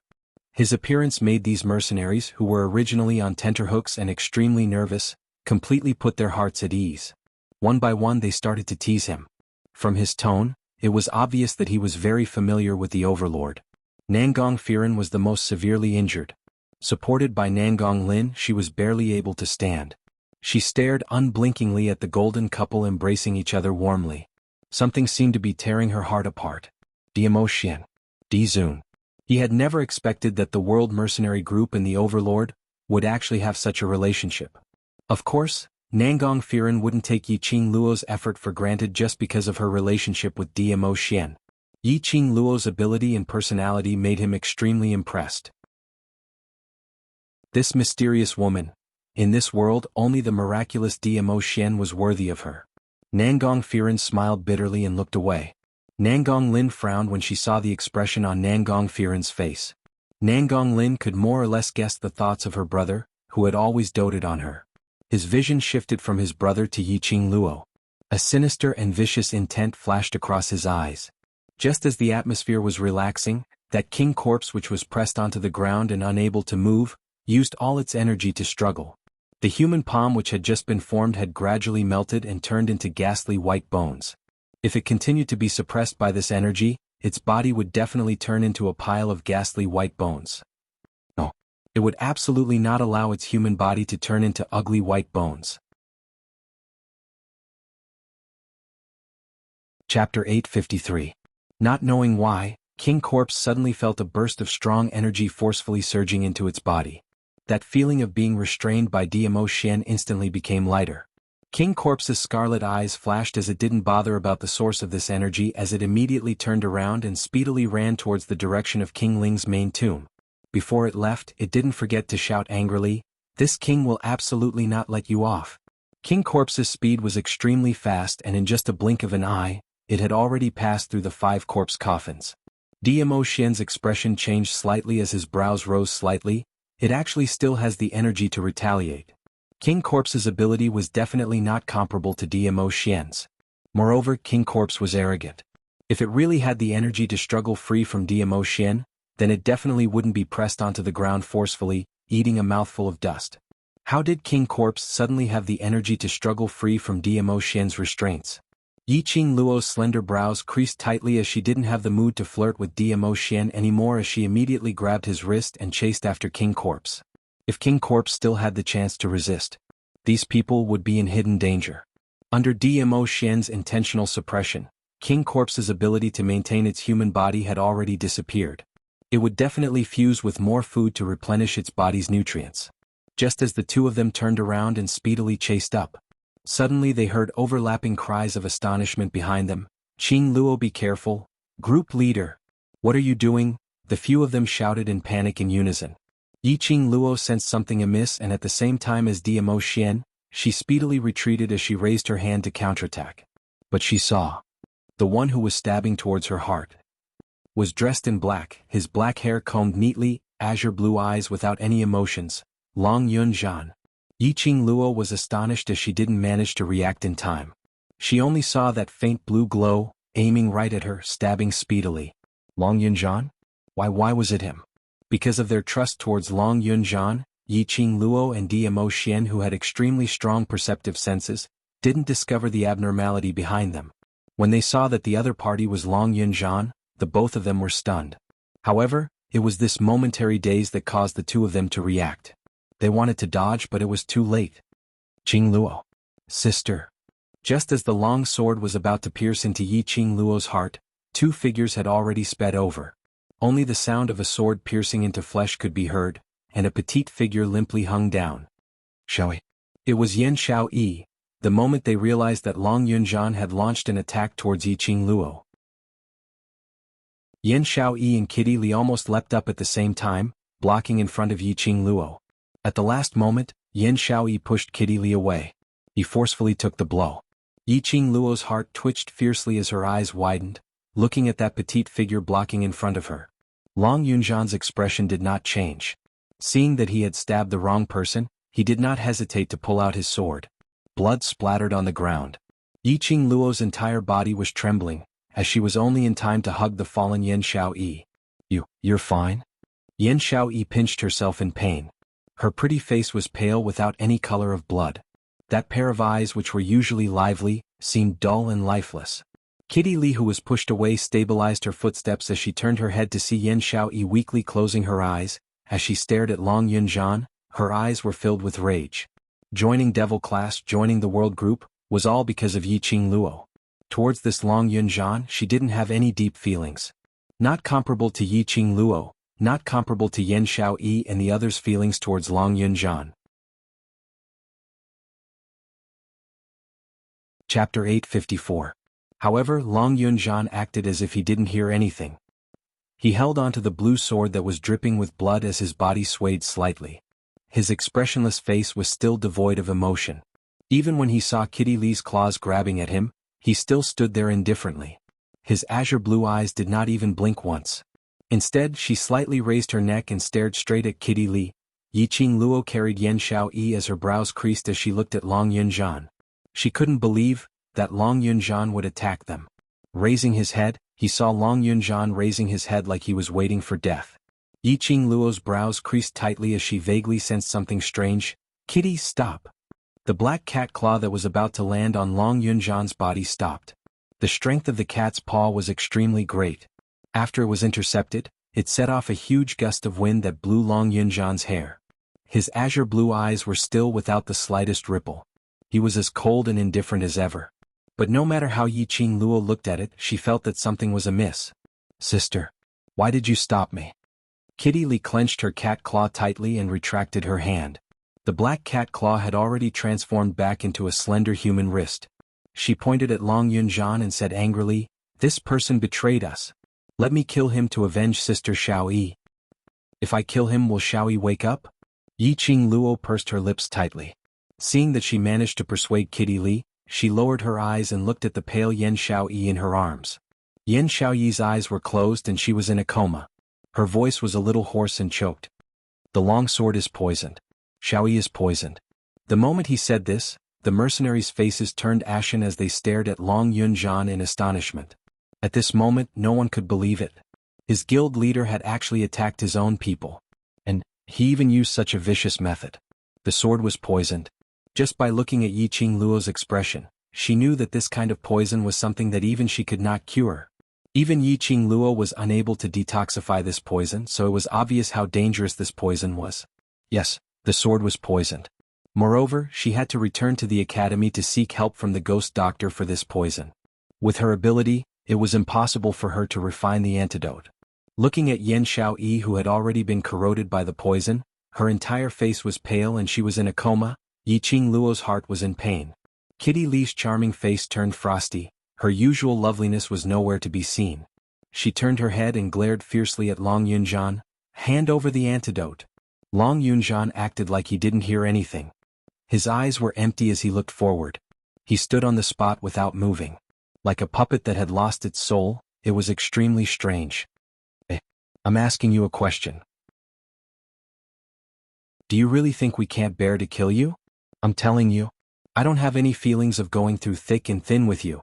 Kitty Lee roared fiercely, her hair standing on end. "Kitty," Yiqing Luo calmly said as her hand caressed Yan Xiaoyi's pale and icy cold forehead. "Stop shouting, he can't hear you." "You can't hear me?" Kitty Lee frowned, not understanding the deeper meaning of this sentence. "Corpse worm. Corpse worm." Suddenly, a scream of terror was heard from the Azura group's side. Nangong Lin jumped up as she stared at the row of densely packed corpse worms which kept charging towards Yiqing Luo's direction. She couldn't help but shriek as she kept on jumping into Yi Fengru's arms. Yan Xiaoyi's fresh blood had attracted that wave of corpse worms in King Ling's tomb. Numerous corpse worms smelled the fresh blood as they surged over. It made numerous mercenary scalps go numb. Even the world group's side had a little restlessness. Chapter 855. Yiqing Luo's slender brows creased tightly as her stunning face was covered with a layer of frost. She was carrying Yan Xiaoyi in her arms. Yan Xiaoyi's wound was too deep and because of the poison, Yiqing Luo couldn't help her stop the bleeding. Otherwise, it would be easy to seal the poison in Yan Xiaoyi's body. The wound was too deep and she couldn't move it, otherwise it would cause a hemorrhage. Facing the onslaught of the corpse worms, Yiqing Luo could only choose to face it head-on. Her slender palm flipped as she was about to release her profound qi. Suddenly, a majestic imposing manner pierced through the air and brushed past Yiqing Luo's side. Swoosh swoosh swoosh. She heard a sharp wind sound and saw the group of at least 300 to 400 over corpse worms in front of her had stopped their surging momentum. In an instant, those corpse worms turned into pieces of debris, not a single one was left. The strong force made everyone raise their eyebrows. That peerless man had an icy cold face as he stood behind Yiqing Luo. The strong wind blew his luxurious purple robe as his black hair swayed along with it. Was Diamo Xian such a powerful overlord? Just a lift of his hand and he was able to exterminate these corpse worms which they were helpless against. Ah Xian. Yiqing Luo glanced over and when her gaze fell onto Diamo Xian, that frosty and unyielding little face instantly collapsed. Ah Xian. Her expression was helpless as her voice choked. Ah Xian, I don't have the antidote for the purple poppy grass. Xiaoyi can't wait till we leave the Ling King's tomb. Purple poppy grass? This was one of the top 5 poisonous grass in Nirvana realm. Everyone's expression changed as they all congealed towards Long Yunzhan's direction. He actually used such a poisonous grass. He wanted to take Yiqing Luo's life with one sword. I can wait. Diamo Xian nodded his head vigorously. He walked over and half squatted beside Yiqing Luo. His slender fingers moved the profound dragon ring as he took out a medicinal pill and stuffed it directly into Yan Xiaoyi's mouth. His palm flipped and a burst of profound qi was released from his palm, pushing the medicinal pill into Yan Xiaoyi's body. This is... Yiqing Luo could obviously see that after the pill entered, Yan Xiaoyi's greenish lips gradually turned pale white, and her weak breathing, which was so weak that it could not be heard, also gradually eased up. Soul Return Pill. Diamo Xian retracted his hand and placed it on Yiqing Luo's delicate shoulder. Soul Returning Pill. It was a legendary pill. As long as a human was still breathing, he would be able to preserve his life after taking the Soul Returning Pill. It could be said that it was a rare pill that he had only heard of but had never seen. She did not expect Diamo Xian to take it out just like that. It gave people the feeling that this soul recovery pill was nothing more than a low-grade medicinal pill that could be found anywhere. Ah Xian, thank you. Yiqing Luo pursed her lips, her heart was filled with gratitude. Diamo Xian didn't hesitate to take out such a precious elixir because of her. How could she repay what she owed him? Giving yourself to me for a lifetime is the best way to repay me.